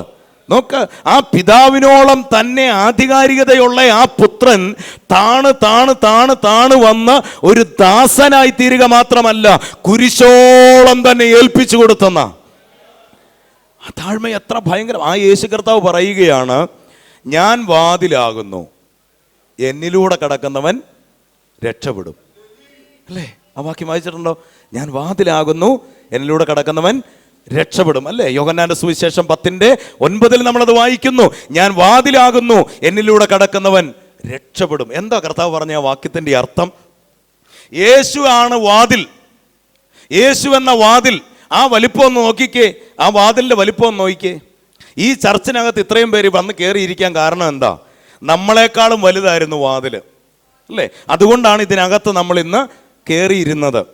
എന്നാൽ ഞാൻ ചോദിക്കട്ടെ, നമ്മളെക്കാളും ചെറുതായിരുന്നു ഈ വാതിലെങ്കിൽ നമ്മളിൽ എത്ര പേരിന്ന് ഇതിനകത്ത് കയറിയാനെ? നമ്മളാരും കയറത്തില്ലായിരുന്നു. ഇനി ഞാൻ പറയാം, വലിയ വണ്ണമുള്ള ഒരാൾ വരുവാന്നിരിക്കട്ടെ, ഈ ഡോറിനേക്കാളൊക്കെ വണ്ണമുള്ള ഒരാൾ ഇവിടെ വരുവാന്നിരിക്കട്ടെ. പുള്ളിക്ക് വലിയ ആഗ്രഹമാണ്, എനിക്കൊന്ന് മെസ്സേജ് കേൾക്കണം, എനിക്കൊന്ന് കർത്താവിനെ ആരാധിക്കണം, എനിക്ക് പ്രാർത്ഥിക്കണം എന്നൊക്കെ പറഞ്ഞ് വലിയ ആവേശത്തിൽ ഇങ്ങ് വരിക. പക്ഷേ ഇവിടെ വന്നിട്ട് എന്ത് ചെയ്യാൻ പറ്റുന്നില്ല? കയറാൻ പറ്റുന്നില്ല. പുള്ളിക്കാരനെ അവിടെ ഇടിച്ചു നോക്കുന്നു, ചെരിഞ്ഞു നോക്കുന്നു, എങ്ങനെയൊക്കെ നോക്കിയിട്ട് ഇയാൾക്ക് ഇതിനകത്തോട്ട് കയറാൻ പറ്റത്തില്ല. ഇപ്പോൾ ഇനിയിപ്പോൾ 2 മാർഗ്ഗമേ ഉള്ളൂ. ഒന്നെങ്കിൽ ഈ വാതിൽ കുറച്ചും കൂടെ ഒന്ന് വലുതാക്കണം, അല്ലെങ്കിൽ ഇദ്ദേഹം എന്ത് ചെയ്യണം? ചെറുതാകണം. ഈ വാതിൽ എന്തായാലും ഇനിയും വലുതാകാൻ പോകുന്നില്ല. കാരണം ഇത് വലിയ വാതിലായിരുന്നു. ഇത് ചെറുതായി ചെറുതായി ചെറുതായി ചെറുതായി ചെറുതായി ദാസരൂപമെടുത്ത് ഏറ്റവും ചെറുതായതാ. കുരിശോളം താഴ്ത്തി ഇത് ഒരുപാട് ചെറുതായ വാതിലായത്. ഈ വാതിലിനകത്തോട് ഇനി ഞാൻ കയറണമെങ്കിൽ ആ വാതിലിനേക്കാൾ ഞാൻ ചെറുതായെങ്കിലേ എനിക്ക് അതിനകത്ത് കയറാൻ പറ്റത്തുള്ളൂ. അതിൻ്റെ ആത്മീയ മർമ്മം മനസ്സിലായവരെ ഓർത്ത് ഞാൻ കർത്താവിനെ സ്തുതിക്കുന്നു. അപ്പോൾ യേശു എന്ന വാതിലിലൂടെ ഞാൻ അകത്ത് കയറണമെങ്കിൽ ആ വാതിലിൻ്റെ വലിപ്പം ആദ്യം ഞാൻ അറിയുക. ആ വാതിൽ തന്നെ ചെറുതാണ്, ഏറ്റവും ചെറുതാണ്. അങ്ങനെയെങ്കിൽ ഞാൻ അതിനേക്കാളും എന്ത് ചെയ്യണം? ചെറുതാകണം, ചെറുതാകണം അല്ലേ? അതുകൊണ്ട് യേശു പറഞ്ഞു, ഒരുവൻ എന്നെ അനുഗമിപ്പാൻ ഇച്ഛിച്ചാൽ. ഒരുത്തൻ പാസ്റ്ററാകാൻ ഇച്ഛിച്ചാലും നല്ല കേട്ടോ, ശ്രദ്ധിച്ച് കേട്ടോണം. ഒരുത്തൻ പാസ്റ്ററാകാൻ ഇച്ഛിച്ചാലും നല്ല അല്ലേ? ചിലർ പറയുന്നത് കേട്ടിട്ടില്ലേ, ഞങ്ങൾ എന്തും പറയും പക്ഷെ പാസ്റ്റർ തിരിച്ചൊന്നും പറയാൻ പാടില്ല കേട്ടോ. ഞങ്ങൾക്ക് പറയാം, ഞങ്ങൾക്ക് എന്ത് വേണമെങ്കിലും പറയാമല്ലോ, പക്ഷെ പാസ്റ്റർ എല്ലാം മിണ്ടാതിരുന്ന് കേട്ടോണം. അതൊക്കെ നമ്മുടെ ഒരു ചിന്താഗതി മാത്രമാണ്. എല്ലാവരെ കുറിച്ചും കർത്താവിന് ഒന്നേ പറയാനുള്ളൂ, ഒരുവൻ എന്നെ അനുഗമിപ്പാൻ ഇച്ഛിച്ചാൽ. അത് പാസ്റ്റർ ആകട്ടെ, വിശ്വാസിയാകട്ടെ, ഡീക്കനാകട്ടെ, അത് ഓവർസിയർ ആകട്ടെ, പ്രസിഡന്റ് ആകട്ടെ, ആരുമായിക്കൊള്ളട്ടെ, കർത്താവിന് പറയാൻ ഒറ്റ വാക്കേ ഉള്ളൂ, ഒരുവൻ എന്നെ അനുഗമിപ്പാൻ ഇച്ഛിച്ചാൽ. അവൻ ആദ്യം ചെയ്യേണ്ടത് തന്നെത്താൻ ത്യജിക്കണം. തന്നെത്താൻ ത്യജിക്കണം. തന്നെത്താൻ ത്യജിച്ച് തൻ്റെ ക്രൂശെടുത്ത് എന്നെ അനുഗമിക്കട്ടെ. സ്തോത്രം. എങ്ങനെയാ തന്നെത്താൻ ത്യജിക്കുക എന്ന് പറഞ്ഞാൽ, ഒരു മഹാനായ മനുഷ്യൻ തൻ്റെ ബുക്കിൽ താൻ ഇങ്ങനെ എഴുതി വച്ചിരിക്കുന്നത്, ഞാൻ അല്ലാതായി, ഞാൻ ഇല്ലാതായി തീരുമ്പോഴാണ് യഥാർത്ഥത്തിൽ ഞാനാകുന്നത് എന്ന് പറഞ്ഞാൽ പെട്ടെന്ന് നമുക്ക് പിടികിട്ടത്തില്ല. അതിൻ്റെ അർത്ഥം ഇതാണ്, എന്നിലെ ഞാനെന്ന് പറയുന്ന അഹങ്കാരിയായ ഒരു മനുഷ്യനുണ്ട്. ആ മനുഷ്യനാണ് ഇപ്പോഴും ഇങ്ങനെ സംസാരിക്കുന്നത്. കേട്ടിട്ടില്ലേ? അവൻ എന്നോടത് പറഞ്ഞു, എന്നോട് അത് എന്നോടെ ആ ഞാനുണ്ടല്ലോ, ആ എന്നോട് എന്ന് പറയുന്ന ആ സംഭവം ഉണ്ടല്ലോ, അതാണ് ഉടയപ്പെടേണ്ടത്. സ്വത്രം. ഞാനാരാ? ഏത് മനുഷ്യനും ഉറച്ചു നിന്നാലും ഒരു ശ്വാസം അത്രേ അല്ലേ? ഇവിടുത്തെ ട്രിവാൻഡ്രത്തെ ഏറ്റവും വലിയ ആളായിക്കൊള്ളട്ടെ, പക്ഷേ ഒരു ദിവസം കാറ്റ് പോകും. കാറ്റ് പോയി കഴിയുമ്പോൾ ആൾക്കാരിങ്ങനെ കാണാൻ പോയിക്കൊണ്ടിരിക്കുക. പോകുന്ന സമയത്ത് പോയിട്ട് വന്നവർ ചോദിക്കുക, എങ്ങോട്ടാ? ഉടനെ എന്താ പറയുന്നത്? ശവം കാണാൻ പോവുക. എവിടെ പോവാ? ശവം കാണാൻ പോവാന്ന്. സ്തോത്രം. അല്ലാതെ അയാളുടെ പേരും അയാളുടെ ക്വാളിഫിക്കേഷനും ഇതൊന്നും അല്ല പറയുന്നത്, ശവം കാണാൻ പോവുക. അതുകൊണ്ട് ആ സ്തോത്രം വചനം യോബിന്റെ പുസ്തകത്തിലൊക്കെ പറയുന്നുണ്ട്, ഒരു വൃക്ഷമായിരുന്ന പ്രത്യാശയുണ്ട് അല്ലേ? ഒരു വൃക്ഷമായിരുന്ന നമ്മളെക്കാളും മെച്ചമാണെന്നാ പറയുന്നത്. കാരണം അത് വെട്ടിയാലും പിന്നെയും കിളിർത്തു വരും. നമ്മൾ തട്ടിപ്പോയാലോ, കുഴിച്ചു വെച്ച് കഴിയുമ്പം കുറേ മനുഷ്യ കുഞ്ഞുങ്ങളുണ്ടായി വരും അവിടുന്ന്. ഇല്ല അല്ലേ? ഒരു 24 മണിക്കൂറൊക്കെ കഴിയുമ്പം ഭയങ്കര സ്നേഹമായിരുന്നു, മരിച്ചാലും ഞാൻ വിടത്തില്ലെന്നൊക്കെ പറഞ്ഞ് ഭയങ്കരമായിട്ട് സ്നേഹിച്ച പുള്ളിയാണ്. ഒരു 24 മണിക്കൂർ കഴിയുമ്പോൾ പിന്നെ ഇങ്ങനെ വരത്തുള്ളൂ. സ്തോത്രം. എന്താ കാര്യം? അത്രയേ ഉള്ളൂ. നമ്മളിന്ന് ഞാൻ എന്ന് പറയുന്ന ഈ അഹങ്കാരി, സ്തോത്രം, അത് നാം ഇപ്പോഴേ ഒന്ന് തിരിച്ചറിഞ്ഞാൽ ആ മനുഷ്യനെ നമുക്കൊന്ന് ഉടയ്ക്കാൻ കഴിയും. Price the Lord. അവനെ ഒന്ന് ഉടച്ചു കഴിഞ്ഞാൽ പിന്നെ എത്ര സിമ്പിളാണെന്നറിയാം ഈ വാതിലിനകത്തൂടെ അകത്തേക്ക് കിടക്കുക. എത്രയോ പേർക്കറിയാം ഇതാണ് വാതിൽ, ഇതാണ് സത്യം. എന്തേ ഇന്ന് അവർ പലരും ഇതിനകത്ത് വരാത്തെ? എന്തുകൊണ്ടാണ് വരാത്തത്? ഒറ്റ കാര്യമുള്ളൂ, ചെറുതാകാൻ പറ്റുന്നില്ല. ആ വലിപ്പം കുറയ്ക്കാൻ അവർക്ക് പറ്റുന്നില്ല. അതുകൊണ്ട് എന്നാൽ എത്രയോ ഉന്നതന്മാരായ ആളുകൾ എത്രയോ ചെറുതായി ഇതിൻ്റെ അകത്ത് വന്നിട്ടുമുണ്ട്. സ്തോത്രം. അതാണ് കർത്താവിൻ്റെ കരുണ എന്ന് പറയുന്നത്. അതുകൊണ്ട് ഈ വാതിലിനേക്കാൾ നാം ചെറുതാകാതെ ഒരു കാരണവശാലും ഇതിനകത്ത് കടപ്പാൻ നമുക്ക് കഴിയത്തില്ല എന്നുള്ള കാര്യം നമ്മൾ തിരിച്ചറിയാം. വിഷയത്തിലേക്ക് മടങ്ങി വരാൻ സമയം മുൻപോട്ട് പോകുന്നല്ലോ. ഒന്നാമത്തെ കാര്യം, അവർ ഈ ഭൂമിയിൽ നടന്നപ്പോൾ തങ്ങൾ അന്യരും പരദേശികളും എന്ന് ഏറ്റുപറഞ്ഞും കൊണ്ട് വിശ്വാസത്തിൽ മരിച്ചു. എന്തായിരുന്നു അവർക്കുണ്ടായിരുന്ന വിശ്വാസം? ഞങ്ങളുടെ വീട് ഇതല്ല, മേളിൽ ഞങ്ങൾക്കൊരു വീടുണ്ട്. സ്തോത്രം. അതായിരുന്നു അവരുടെ വിശ്വാസം. ഇവിടെ ഞങ്ങൾക്കൊന്നുമില്ലെങ്കിലും മേളിൽ ഞങ്ങൾക്ക് എല്ലാം ഉണ്ട് എന്നുള്ളതായിരുന്നു അവരുടെ വിശ്വാസം. ഇവിടെ ഇപ്പോഴും നമ്മൾ പറയും ഞങ്ങൾക്കൊന്നുമില്ല. സ്തോത്രം. ഒരു അമ്മച്ചി ഒരു ഞായറാഴ്ച സാക്ഷ്യം പറയുക, വീടും വേണ്ട, നാടും വേണ്ട, കൂടും വേണ്ട, കൂട്ടുകാരും വേണ്ട എന്നും പറഞ്ഞൊരു പാട്ടൊക്കെ പാടിയിട്ട് എഴുന്നേറ്റ് പറഞ്ഞ്, എനിക്ക് ഈ ഭൂമിയിൽ ഒന്നും വേണ്ട, സ്വർഗത്തിൽ എൻ്റെ അപ്പച്ചൻ എനിക്ക് വേണ്ടി മനോഹരമായൊരു ഭവനം പണിയുന്നുണ്ടെന്നൊക്കെ പറഞ്ഞ് ആ ഒരു അറിയാമല്ലോ, ഒരു സാക്ഷ്യത്തിൻ്റെ ഒരു രീതി ഉണ്ടല്ലോ, ആ രീതിയിൽ സാക്ഷ്യമെല്ലാം പറഞ്ഞിട്ട് ഇങ്ങോട്ട് ഇറങ്ങി വരുന്ന സമയത്ത്, ആരാധന കഴിഞ്ഞ് ഇറങ്ങി വന്നപ്പം ആ ചർച്ചിലെ ഒരു കുസൃതിക്കാരൻ, ഒരു കൊച്ചു പയ്യനുണ്ടായിരുന്നു. അവൻ വന്നിട്ട് ചോദിച്ചു, അമ്മച്ചിയുടെ പട്ടിക്കൂട് പണിത് എത്ര രൂപയായെന്ന് ചോദിച്ചു. പട്ടിക്കൂട് പണിതേ. അങ്ങനെയുള്ള കുസൃതി പിള്ളേരില്ലാത്തതാണ് സഭകളിലെ കുഴപ്പം. സ്തോത്രം. അന്നേരം അമ്മച്ചി പറഞ്ഞു, അതിപ്പോൾ 7 ലക്ഷം രൂപയായുള്ളടാ മോനെന്ന്. സ്തോത്രം. പട്ടിക്കൂട് പണിതേ. അമ്മച്ചിയുടെ സാക്ഷ്യം വരുന്നത് എങ്ങനെയാണ്? വീടും വേണ്ട, കൂടും വേണ്ട, കൂട്ടുകാരും വേണ്ട, സ്തോത്രം, ആരും വേണ്ട എന്നും പറഞ്ഞ് പാട്ടും, സ്വർഗത്തിൽ എനിക്ക് വേണ്ടി കർത്താവ് വലുതൊരുക്കിയിട്ടുണ്ട്, ഇവിടെ എനിക്കൊന്നും വേണ്ട എന്നും പറഞ്ഞ് പാട്ടും പാടും, സാക്ഷ്യവും പറയും. പക്ഷേ ഇവിടെ ഉള്ളതെല്ലാം അവിടെ തന്നെ ഇരിപ്പുണ്ട്. പ്രൈസ് ദി ലോർഡ്, സ്തോത്രം. എന്നാൽ അവരുടെ വിശ്വാസം അതല്ലായിരുന്നു. ഈ ഭൂമി, ഈ ലോകം ഞങ്ങളെ ചേർത്ത് നിർത്തിയില്ല. ഈ ലോകം ഞങ്ങളെ റിജക്റ്റ് ചെയ്തു. ലോകം ഞങ്ങളെ തള്ളിക്കളഞ്ഞു. ലോകം ഞങ്ങളെ ചീത്ത വിളിച്ചു. അവർ ഞങ്ങളെ കളിയാക്കി, പരിഹസിച്ചു, നിന്ദിച്ചു, ഇതെല്ലാം ചെയ്തു. പക്ഷേ ഒരു കാര്യത്തിൽ ഞങ്ങൾക്ക് ഉറപ്പുണ്ട്, ഒരു നിത്യത ഞങ്ങൾക്ക് വേണ്ടിയുണ്ട്. അവിടെ ഞങ്ങൾക്കൊരു ഭവനമുണ്ട്. Price the Lord. ആ ഒരു ഉറപ്പായിരുന്നു അവർക്കുണ്ടായിരുന്ന ഒന്നാമത്തെ കാര്യം. ഇനി അവരുടെ സ്വന്തം ദേശം അന്വേഷിക്കുന്നു എന്നത് കാണിക്കുന്നു. രണ്ടാമത്തെ അവരുടെ ഗുണം കേട്ടോ, അവർ വിട്ടുപോകുന്നതിനെ ഓർത്തില്ല. അവർ വിട്ടുപോകുന്നതിനെ ഓർത്തില്ല. നമ്മൾ ഒരു ദിവസം എത്ര പ്രാവശ്യം ഓർക്കാറുണ്ട് വിട്ടുപോകുന്നതിനെ, അല്ലേ? പലരും പറയുന്നത് ഞങ്ങൾ അയ്യോ പണ്ടൊക്കെ ആയിരിക്കണമായിരുന്നു, ഞങ്ങൾ വിശ്വാസം വരുന്നതിന് അയ്യോ എന്തോ നമ്മളൊക്കെ അങ്ങോട്ടങ്ങ് ചെന്നങ്ങ് കൊടുത്താൽ മതി, അവർ പിന്നെ അങ്ങ് ചെയ്തോളും, നമ്മളെ അങ്ങ് പൊക്കി എടുത്തോണ്ടല്ലേ പോകുന്നത്. എന്തൊരു സ്നേഹമായിരുന്നു കേട്ടോ. പക്ഷെ വിശ്വാസത്തിൽ വന്നു കഴിഞ്ഞപ്പോഴത്തേനും ഉണ്ടല്ലോ, നോട്ടം തന്നെ മാറി. ആകെപ്പാടെ എന്താ പറയുന്നത്, അവർക്കിപ്പോൾ നമ്മളോടൊരു സ്നേഹവും ഇല്ല. വിട്ടുപോകുന്നതിന് എപ്പോഴും എന്ത് ചെയ്തുകൊണ്ടിരിക്കുക? ഓർത്തുകൊണ്ടിരിക്കുക. നമ്മൾ വിട്ടുപോകുന്ന ഒത്തിരി കാര്യങ്ങളുണ്ട്, ഒരുപാട് കാര്യങ്ങളുണ്ട്. എല്ലാം കൂടെ പറയാൻ പോയി ഇന്നത്തെ സമയം കൂടെ തീരത്തില്ല. അതുപോലെ ഉണ്ട്. ഞാനൊരു ഇവിടെ കൊട്ടാരക്കരയിൽ ഒരു കല്യാണത്തിന് ശുശ്രൂഷിക്കാൻ വേണ്ടി പോയി. അപ്പം അവിടുത്തെ ദൈവാസനോട് പറഞ്ഞു, പാസ്റ്റർ ചെറുക്കനെ ഒന്ന് പ്രാർത്ഥിച്ചിറക്കാനും കൂടെ ഒന്ന് വീട്ടിലേക്ക് വരാമെന്ന് ചോദിച്ചു. ഞാൻ പറഞ്ഞു ഓക്കെ ഞാൻ വരാമെന്ന് പറഞ്ഞു. ഞാൻ നേരെ അവിടെ ചെന്നു. 9:30 ആയപ്പോൾ പ്രാർത്ഥിച്ചു. പ്രാർത്ഥന എല്ലാം കഴിഞ്ഞു. അന്നേരത്തേനും പെണ്ണിൻ്റെ വീട്ടുകാർ ഓഡിറ്റോറിയത്തിൽ വന്നെന്നും പറഞ്ഞുകൊണ്ട് കോള് വന്നു. അപ്പോൾ ഞാൻ പറഞ്ഞു ശരി, നമ്മൾ പ്രാർത്ഥിച്ചു കഴിഞ്ഞാൽ പെട്ടെന്ന് ഇറങ്ങാം. ഈ ചെറുക്കൻ്റെ അപ്പൻ ജീവൻ പോയ ഇറങ്ങത്തില്ല. ഇയാൾ പറയുന്നത് 9:47 ആകാതെ ഞാൻ ഇവിടുന്ന് ഇറങ്ങത്തില്ല. 9:47. അപ്പം ഇങ്ങനെ 7ൻ്റെ കണക്കൊക്കെ വന്നപ്പോൾ ഞാൻ അവിടെ നിന്ന് ബ്രദറിനോട് ചോദിച്ചു, എന്താ ബ്രദറെ അങ്ങനെ പറയുന്നത്? കാരണം പെണ്ണിൻ്റെ വീട്ടുകാർ അവിടെ വന്ന് നിൽക്കാൻ തുടങ്ങിയിട്ട് 1/4 മണിക്കൂറായി. അവർ ദേഷ്യപ്പെട്ട് അവിടുന്ന് ഫോൺ ചെയ്തുകൊണ്ടിരിക്കുക. ഇദ്ദേഹം പറയുന്നത് 9:47 ആകാതെ ഞാൻ ഇവിടുന്ന് ഇറങ്ങത്തില്ല. അപ്പോൾ എനിക്ക് ആദ്യമൊന്നും പിടികിട്ടിയില്ല കാര്യം. പിന്നെ ഇച്ചിരി പ്രായമുള്ള ഒരാളോട് ചോദിച്ചപ്പം പുള്ളിക്കാരൻ പറഞ്ഞു അത് ചെറിയൊരു പ്രശ്നമുണ്ട്. ആ പ്രശ്നം എന്താണെന്നുള്ള പിടികിട്ടി കാണുമല്ലോ. അത് തന്നെ പ്രശ്നം. സ്തോത്രം. കലണ്ടറിൽ പോയി നോക്കി, എനിക്കറിയത്തില്ല ഇപ്പോഴും അങ്ങനെ കലണ്ടറിലൊന്നും നോക്കാൻ എനിക്കറിയില്ല. പക്ഷേ അങ്ങനെ കലണ്ടറിലൊക്കെയോ എവിടെയൊക്കെയോ നോക്കിയിട്ട് പുള്ളിക്കാരെ സമയമൊക്കെ കൃത്യമായിട്ട് വെച്ചിരിക്കുക. ആ സമയമാകാതെ ഞാൻ പുറത്തോട്ട് ഇറങ്ങത്തില്ല. ഇനി എല്ലാവരും അങ്ങനെ അല്ലായിരിക്കും.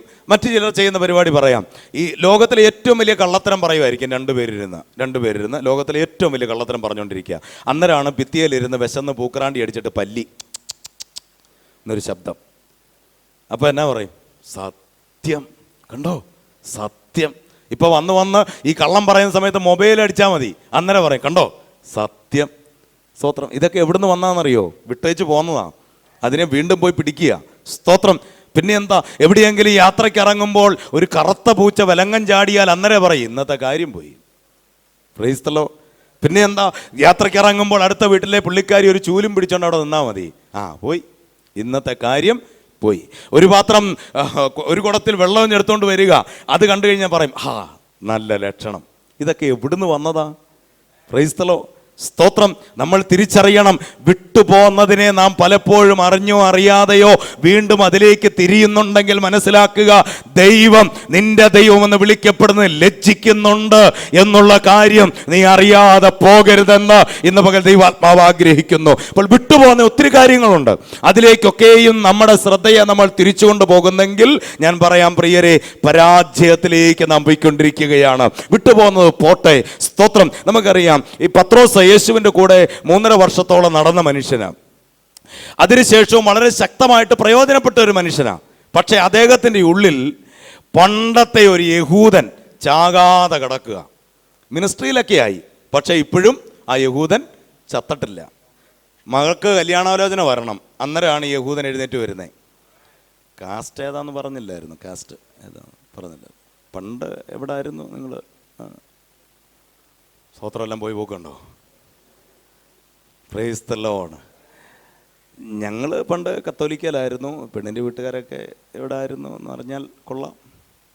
സ്വത്രം. അതെന്തിനാ അങ്ങനെ അറിയുന്നേ?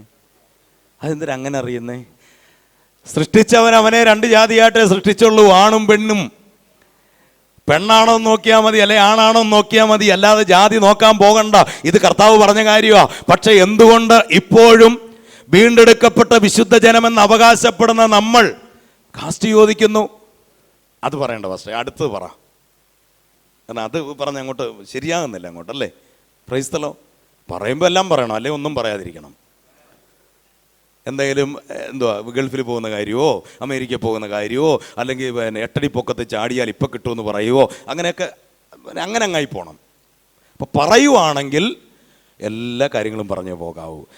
പത്രോസിലെ യഹൂദൻ ചാകാതെ കിടക്കുക. പത്രോസ് ഒരുത്തനെ കണ്ടപ്പോൾ പത്രോസ് പറഞ്ഞു, ഞാൻ അവൻ്റെ വീട്ടിലൊന്നും വീഴം പറയാൻ പോകത്തൊന്നുമില്ല. അതെന്നാ പോകാത്തെ? അവൻ യഹൂദനല്ലെന്നേ, അവൻ യഹൂദനല്ല.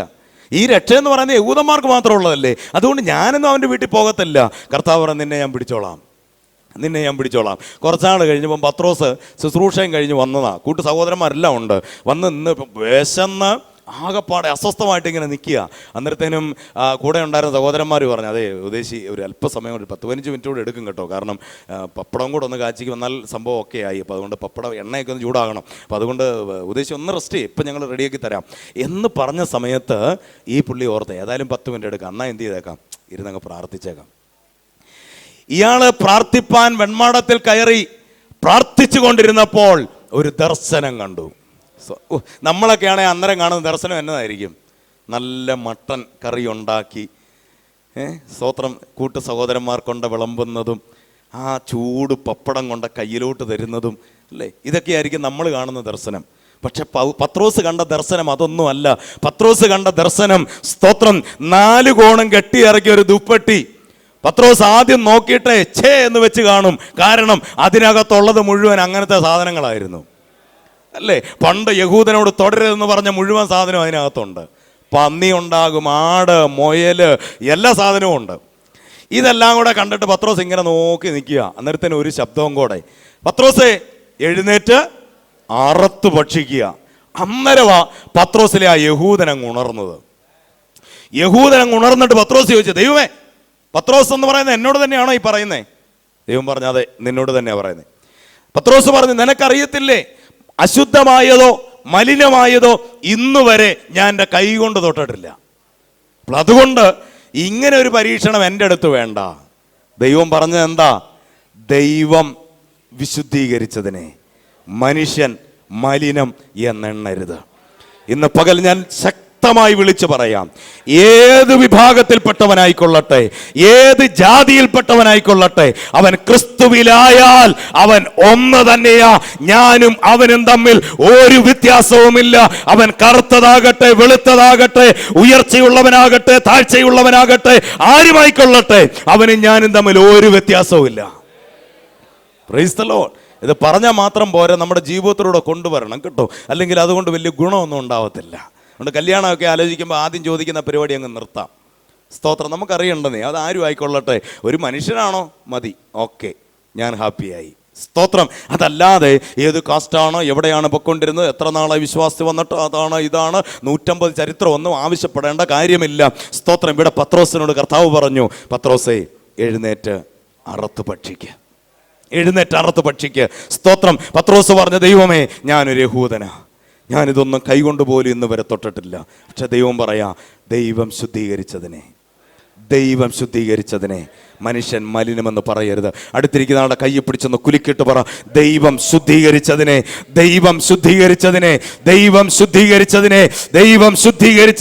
മനുഷ്യൻ മലിനമെന്ന് പറയരുത്. ദൈവത്തിന്റെ ആത്മാവ് വ്യത്യസ്തമായ സമയങ്ങളിൽ ദുഃഖിക്കുന്ന ഒരു വിഷയമാകയാൽ വീണ്ടും ശക്തിയോടെ ദൈവാത്മാവ് സഭയെ നോക്കി വിളിച്ചു പറയുകയാണ്, ദൈവം വിശുദ്ധീകരിച്ചതിനെ മനുഷ്യൻ മലിനം എന്ന് പറയരുത്. നീ അതിനെ അകറ്റി നിർത്തരുത്. ദൈവം വിശുദ്ധീകരിച്ചതാണോ, ഞാനത് ഏറ്റെടുക്കാൻ തയ്യാറാണ്. സന്തോഷത്തോടെ നാം അതിന് തയ്യാറാകുക പ്രിയമുള്ളവരെ. അതുകൊണ്ട് രണ്ടാമത്തെ കാര്യം, വിഷയത്തിലേക്ക് ഓടി വരാം. രണ്ടാമത്തെ കാര്യം, അവർ വിട്ടുപോകുന്നതിനെ അവർ ഓർത്തില്ല. ഓർത്തു എങ്കിൽ, ഇനി രണ്ടാമത്തെ ഭാഗം കേട്ടോ, വിട്ടുപോകുന്നതിനെ ഓർത്താൽ എന്ത് സംഭവിക്കും? ഇന്നല്ലെങ്കിൽ നാളെ സാധ്യതയുണ്ട്. Price the Lord. അപ്പൊ വിട്ടുപോകുന്നതിനെ ഓർക്കാതെ ഇരുന്നാൽ നീ രക്ഷപ്പെട്ടു. വിട്ടുപോകുന്നതിനെ ഓർത്തുകൊണ്ടിരുന്നാൽ ഒളിഞ്ഞും തെളിഞ്ഞും നീ മടങ്ങിപ്പോകാൻ സാധ്യതയുണ്ട് എന്നാണ് അതിൻ്റെ അർത്ഥം. സ്തോത്രം. എന്താ ഇന്നും ആരാധനയ്ക്ക് വരുമ്പോൾ ബൈബിൾ എടുത്തൊരു കട്ടിക്കവറിനകത്തിട്ട് 4ആയിട്ട് മടക്കി ബാഗിനകത്ത് വെച്ച് ആരും അറിയാതെ കൊണ്ടിരുന്നതിൻ്റെ കാര്യം എന്താ? ഇന്നും അറിയരുത് ആരും. ഞാൻ പ്രാർത്ഥനയ്ക്ക് പോകുവാന്ന് ഇന്നും ആരും അറിയരുത്. ഞാനും വിശ്വാസ ജീവിതത്തിലാണെന്ന് ആരും അറിയരുത്. ഞാൻ പെന്തക്കോസ്തിൽ ആരാധനയ്ക്ക് പോകുന്നവനെന്ന് അറിയരുത്. അതുകൊണ്ട് ഞാൻ എന്ത് ചെയ്യുകയാണ്? ഇതെല്ലാം മറച്ചു വെച്ച് വരികയാ. കുഞ്ഞെ, വചനം പറയുന്നു, എന്നെ നിങ്ങൾ അറിയുന്നില്ല എന്ന് ഇവിടെ വെച്ച് പറഞ്ഞു. കുഴപ്പമൊന്നുമില്ല, കർത്താവിന് ഒന്നും നഷ്ടപ്പെടാനില്ല. പക്ഷെ മേളി വരുമ്പം ഞാനും പറയും, എനിക്കറിയില്ല, എനിക്ക് ഈ വ്യക്തിയെ അറിയില്ല എന്ന് ഞാൻ പറയും. എൻ്റെ നാമത്തിൽ നിങ്ങളിവിടെ ലജ്ജിക്കുന്നുണ്ടെങ്കിൽ, എൻ്റെ നാമം പറയാൻ നിങ്ങളിവിടെ ലജ്ജിക്കുന്നുണ്ടെങ്കിൽ, പിതാവിന് മുമ്പിൽ ഞാനും ലജ്ജിക്കും. നിന്നെ നോക്കി ഞാനും ലജ്ജിക്കുമെന്ന് കർത്താവാണ് നമ്മോട് പറഞ്ഞിരിക്കുന്നത്. അതുകൊണ്ട് പ്രിയരെ, തൻ്റെ ഇടത്തോടെ കർത്താവിൻ്റെ സാക്ഷിയാകാൻ നമ്മൾ തയ്യാറാകുക. എന്തേ ലോകം ഇന്ന് ഇങ്ങനെ ആയിപ്പോയത്? ലോകത്തോട് നമുക്കൊരു സഖിത്വം വേണം, കർത്താവിനോടും വേണം. അവിടെയാ പ്രശ്നം വന്നേ. സ്തോത്രം. പലരും ചോദിച്ചില്ലേ, ആഭരണം ഇട്ടാൽ ഇപ്പം എന്നാ കുഴപ്പം? കളർ ഇട്ടാൽ ഇപ്പം എന്താ കുഴപ്പം? ഇതൊന്നും കുഴപ്പമല്ല. ആഭരണമോ വെള്ളയോ ഒന്നും അല്ല നമ്മളെ സ്വർഗത്തിൽ എത്തിക്കുന്നതും എത്തിക്കാതിരിക്കുന്നു, ഇതൊന്നുമല്ല. പക്ഷേ അങ്ങനെ ഒരു ക്വസ്റ്റ്യൻ തന്നെ വരാൻ കാരണം എന്താ? ലോകത്തിനറിയാം, ഞങ്ങൾ വെള്ളയിട്ടാൽ ലോകത്തിനറിയാം ഇവൻ ഇന്ന് ദൈവ പൈതലാണെന്നറിയാം. അപ്പോൾ ചിലർ പറഞ്ഞു, വെള്ള ഇട്ടില്ലെങ്കിൽ എന്നാ കുഴപ്പം? ഞാൻ വെള്ളയെ ബൂസ്റ്റ് ചെയ്ത് പറയല്ല, കളറിനെ ബൂസ്റ്റ് ചെയ്ത് പറയല്ല. ഞാൻ പറഞ്ഞത് മനോഭാവമാണ്. സ്തോത്രം.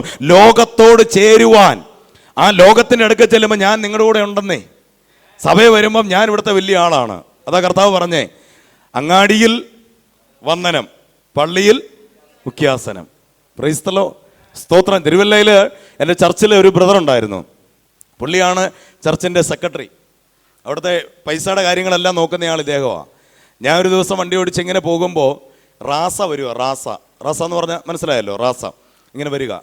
ഇങ്ങനെ വരുന്ന സമയത്ത് നമ്മുടെ ഈ സെക്രട്ടറി ചായൻ വഴിയുടെ സൈഡിൽ ഇങ്ങനെ നിൽക്കുകയാണ്.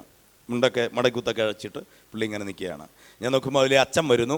അച്ഛൻ്റെ കൈ പിടിച്ച് നമ്മുടെ സെക്രട്ടറി ചായൻ പോയി മുത്തി. ഞാൻ കണ്ടുകൊണ്ട് വരിക ഈ സംഭവം. ഈ മുത്തലെല്ലാം കഴിഞ്ഞ് അച്ഛൻ്റെ പാട്ടിന് പോയി. നമ്മുടെ സെക്രട്ടറി ചായൻ വീട്ടിലോട്ടും കയറിപ്പോയി. ഞാൻ നേരെ സെക്രട്ടറി ചായൻ്റെ വീടിൻ്റെ മുറ്റത്തോട്ട് വണ്ടി കൊണ്ടുപോയി. ഞാൻ നേരെ എന്നിട്ട് പറഞ്ഞു, മേലാൽ ചർച്ച കയറിയേക്കരുത്. സ്തോത്രം. പുള്ളി ആകെപ്പാട് ഇതായി. പുള്ളി പറഞ്ഞു, കുറച്ച് പൈസ. ഞാൻ പറഞ്ഞു, എല്ലാ പൈസയും നിങ്ങൾ വെച്ചോ, എത്ര പൈസ ഉണ്ടെന്ന് പറഞ്ഞാൽ എൻ്റെ കയ്യിൽ നിന്ന് ഞാൻ കൊടുത്തേക്കാം ചർച്ചിന്. പക്ഷെ മേലാൽ നിങ്ങൾ ആ ചർച്ചിനകത്ത് കയറരുത്. സ്തോത്രം. കാരണം വെളിച്ചത്തിനും ഇരുളിനും തമ്മിൽ യാതൊരു ബന്ധവുമില്ല. അങ്ങനെയുള്ളത് വേണ്ടെന്നേ നമുക്ക്. എന്തിനാളെ കൂട്ടാൻ നോക്കുന്നതാ? ഒന്നേ ഉള്ളത് സിംഹമായാൽ മതി. ഒരു സിംഹം അല്ലേ, 500 മുയലിനേക്കാൾ നല്ലതാ ഒരു സിംഹം. അതിനെ മതി നമ്മുടെ കർത്താവിന്. സ്തോത്രം. അല്ലാത്ത ഒന്നിനെയും ആളെ കൂട്ടാൻ വേണ്ടി അഡ്ജസ്റ്റ്മെന്റ് നമ്മൾ തയ്യാറാകുന്നില്ല.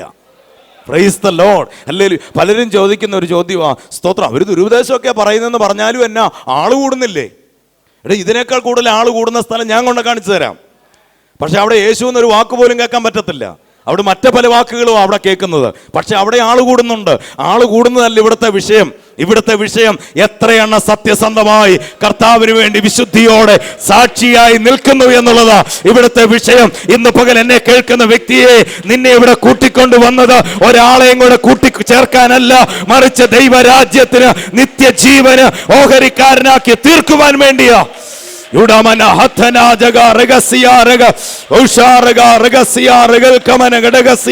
ലോകത്താലുള്ള മാന്യത നീ വേണ്ടെന്ന് വെക്ക്. ദൈവത്താലുള്ള മാന്യത നിനക്ക് ലഭിക്കുവാൻ പോവുകയാ. യേശുവിന്റെ രക്തത്താൽ ഞങ്ങൾ ജയമെടുക്കുന്നു. ഹല്ലേലൂയ. വിശുദ്ധിയുള്ള ഒരു കൂട്ടത്തെ കർത്താവിന് മതി. അത് ചെറിയ കൂട്ടമായിരിക്കും. കർത്താവ് പറഞ്ഞല്ലോ, മനുഷ്യപുത്രം വരുമ്പോൾ ഭൂമിയിൽ വിശ്വാസി കണ്ടെത്തുമെന്നല്ല, വിശ്വാസം പോലും കണ്ടെത്തുമെന്ന് കർത്താവിന് സംശയമുണ്ട്. അതിൽ കർത്താവിന് ഒരു വിഷമവും ഇല്ലതാനും. സ്തോത്രം. കർത്താവ് ഇങ്ങനെ നോക്കുക, ഒരു 10 ലക്ഷം പേരെ എടുത്തിട്ട് കർത്താവ് ഇങ്ങനെ നോക്കി, ഇതിനകത്ത് എത്ര പേരെ കയറ്റാൻ പറ്റും? അപ്പോൾ കർത്താവ് നോക്കിയപ്പോൾ 2-3 പേരെ പറ്റത്തുള്ളൂ, ബാക്കി ഒന്നിനെയും കയറ്റാൻ പറ്റത്തില്ല. ഉടനെ കർത്താവ് ദൂതനെ വിളിച്ചിട്ട് പറഞ്ഞു, ഇച്ചിരി കൂടെ ചെറിയ ചെറിയ കുഴപ്പങ്ങളുള്ളവനെ ഉണ്ടല്ലോ അവരെയും കൂടെ കയറ്റി വിട്ട. കുഞ്ഞു കുഞ്ഞു കുഴപ്പങ്ങൾ, വലിയ കുഴപ്പങ്ങളല്ല, ചെറിയ ചെറിയ കുഴപ്പങ്ങളുള്ള അങ്ങനെയും കയറ്റി വിട്ടപ്പോൾ ഒരു 10-15 പേരുടെ വന്നുള്ളൂ. അപ്പം വീണ്ടും കർത്താവ് പറഞ്ഞു, കുറച്ചും കൂടെയൊക്കെ വലിയ ഡിഗ്രി കൂടിയതൊന്നുമല്ല, ചെറിയ ചെറിയ തെറ്റുകളൊക്കെ ചെയ്ത്. കർത്താവ് പറയുമോ? കർത്താവ് പറയത്തില്ല. അവൻ പറയും 2 ഉള്ളോ, മതി, ആ 2 മതി. ഇവിടെ സ്തോത്രം. ആള് കുറവായതുകൊണ്ട് സ്വർഗത്തിൽ ആളെ കൂട്ടാൻ വേണ്ടി കർത്താവ് അഡ്ജസ്റ്റ്മെന്റിന് തയ്യാറാകത്തില്ല. അവന്റെ സന്നിധിയിൽ വിശുദ്ധരും നിഷ്കളങ്കരുമായി നിൽക്കുന്നതിന് മാത്രമേ സ്വർഗരാജ്യത്തിൽ പ്രവേശനമുള്ളൂ. അല്ലാത്തതെല്ലാം നിത്യാഗ്നിയിലേക്ക് കർത്താവ് അതിനെ തള്ളിക്കളയുക. വചനം പറയുന്നു, ന്യായവിധി ദൈവഗ്രഹത്തിൽ ആരംഭിപ്പാൻ സമയമായല്ലോ. അത് നമ്മിൽ തുടങ്ങിയാൽ അഭക്തന്റെയും പാപിയുടെയും ഗതി എന്താകും? ഇന്ന് പകൽ ആ വിശുദ്ധ ജീവിതത്തിന് വേണ്ടി ഒന്ന് ഒരുങ്ങിക്കേ. നിന്റെ ജീവിതത്തിൽ മുറുകെ പറ്റുന്ന ചില പാപങ്ങൾ, പാപമല്ല എന്ന് നിനക്ക് തോന്നുന്ന ചില സ്വഭാവങ്ങൾ ഉണ്ടല്ലോ, അതിനെയൊക്കെ ഒന്ന് എടുത്തു കളഞ്ഞേ, അതിനെ പൂർണ്ണമായി എടുത്തു കളഞ്ഞേ. വിശുദ്ധയും നിഷ്കളങ്കയുമായ ഒരു മണവാട്ടിയെ എൻ്റെ കർത്താവിന് ആവശ്യമാണ്. യേശുവിന്റെ രക്തത്താൽ ജയം. അവൻ അങ്ങനെയുള്ളവരെ മതി. അഡ്ജസ്റ്റ്മെന്റിന് കർത്താവ് തയ്യാറല്ല. അഡ്ജസ്റ്റ്മെന്റ് പാസ്റ്റർമാർ തയ്യാറായിരിക്കും, പക്ഷെ കർത്താവ് തയ്യാറല്ല അഡ്ജസ്റ്റ്മെന്റിന്. ഹല്ലേലൂയ. എനിക്കറിയാം എത്രയോ ദേശമാരുണ്ട്. സ്തോത്രം. തിരുവല്ല, കോഴഞ്ചേരി, കുമ്പനാട്, റാന്നി ഏരിയകളിലുള്ള എത്രയോ ദൈവദാസന്മാരുണ്ട്. എനിക്കറിയാം. മർത്തോമക്കാരൻ്റെ ദശാംശം പോയി മേടിക്കുന്നവൻ. Price the Lord. അച്ഛാ ഇച്ചിരി അടിച്ചാലും കുഴപ്പമൊന്നുമില്ല. ഏട്ടയ്ക്ക് ഞങ്ങളുടെ സ്പെഷ്യൽ മീറ്റിങ്ങിനൊക്കെ ഒന്ന് സഹകരിച്ചാൽ നന്നായിരിക്കും. ആർക്ക് വേണം അവനെ ആർക്ക് വേണം? എടാ, ലോകത്തോടുള്ള അറ്റാച്ച്മെന്റ് വിടാൻ നീ തയ്യാറല്ലെങ്കിൽ നീ അങ്ങനെ തന്നെ ജീവിച്ചോ. ദൈവസഭയായിട്ട് നിനക്കൊരു ബന്ധവുമില്ല. ദൈവസഭയായിട്ട് ബന്ധം വരണമെങ്കിൽ ഇത് വിശുദ്ധിയുള്ള സ്ഥലമാ. ഇത് കാൽവരി ക്രൂശിൽ അവസാന തുള്ളി രക്തം ഊറ്റിക്കൊടുത്ത എൻ്റെ യേശു ഉണ്ടാക്കിയെടുത്ത സാധനത്തിന്റെ പേരാ സഭ. ഇതിനകത്ത് അശുദ്ധിയില്ല. ഇതിനകത്ത് വിശുദ്ധർക്ക് മാത്രമേ സ്ഥാനമുള്ളൂ. യേശുവിന്റെ രക്തത്താൽ ജയം. അവന്റെ ശരീരം വിശുദ്ധമാ. അവന്റെ ശരീരം വിശുദ്ധമാ. സ്തോത്രം. അതുകൊണ്ട് അതിൽ അശുദ്ധി ഒന്നും പാടില്ല.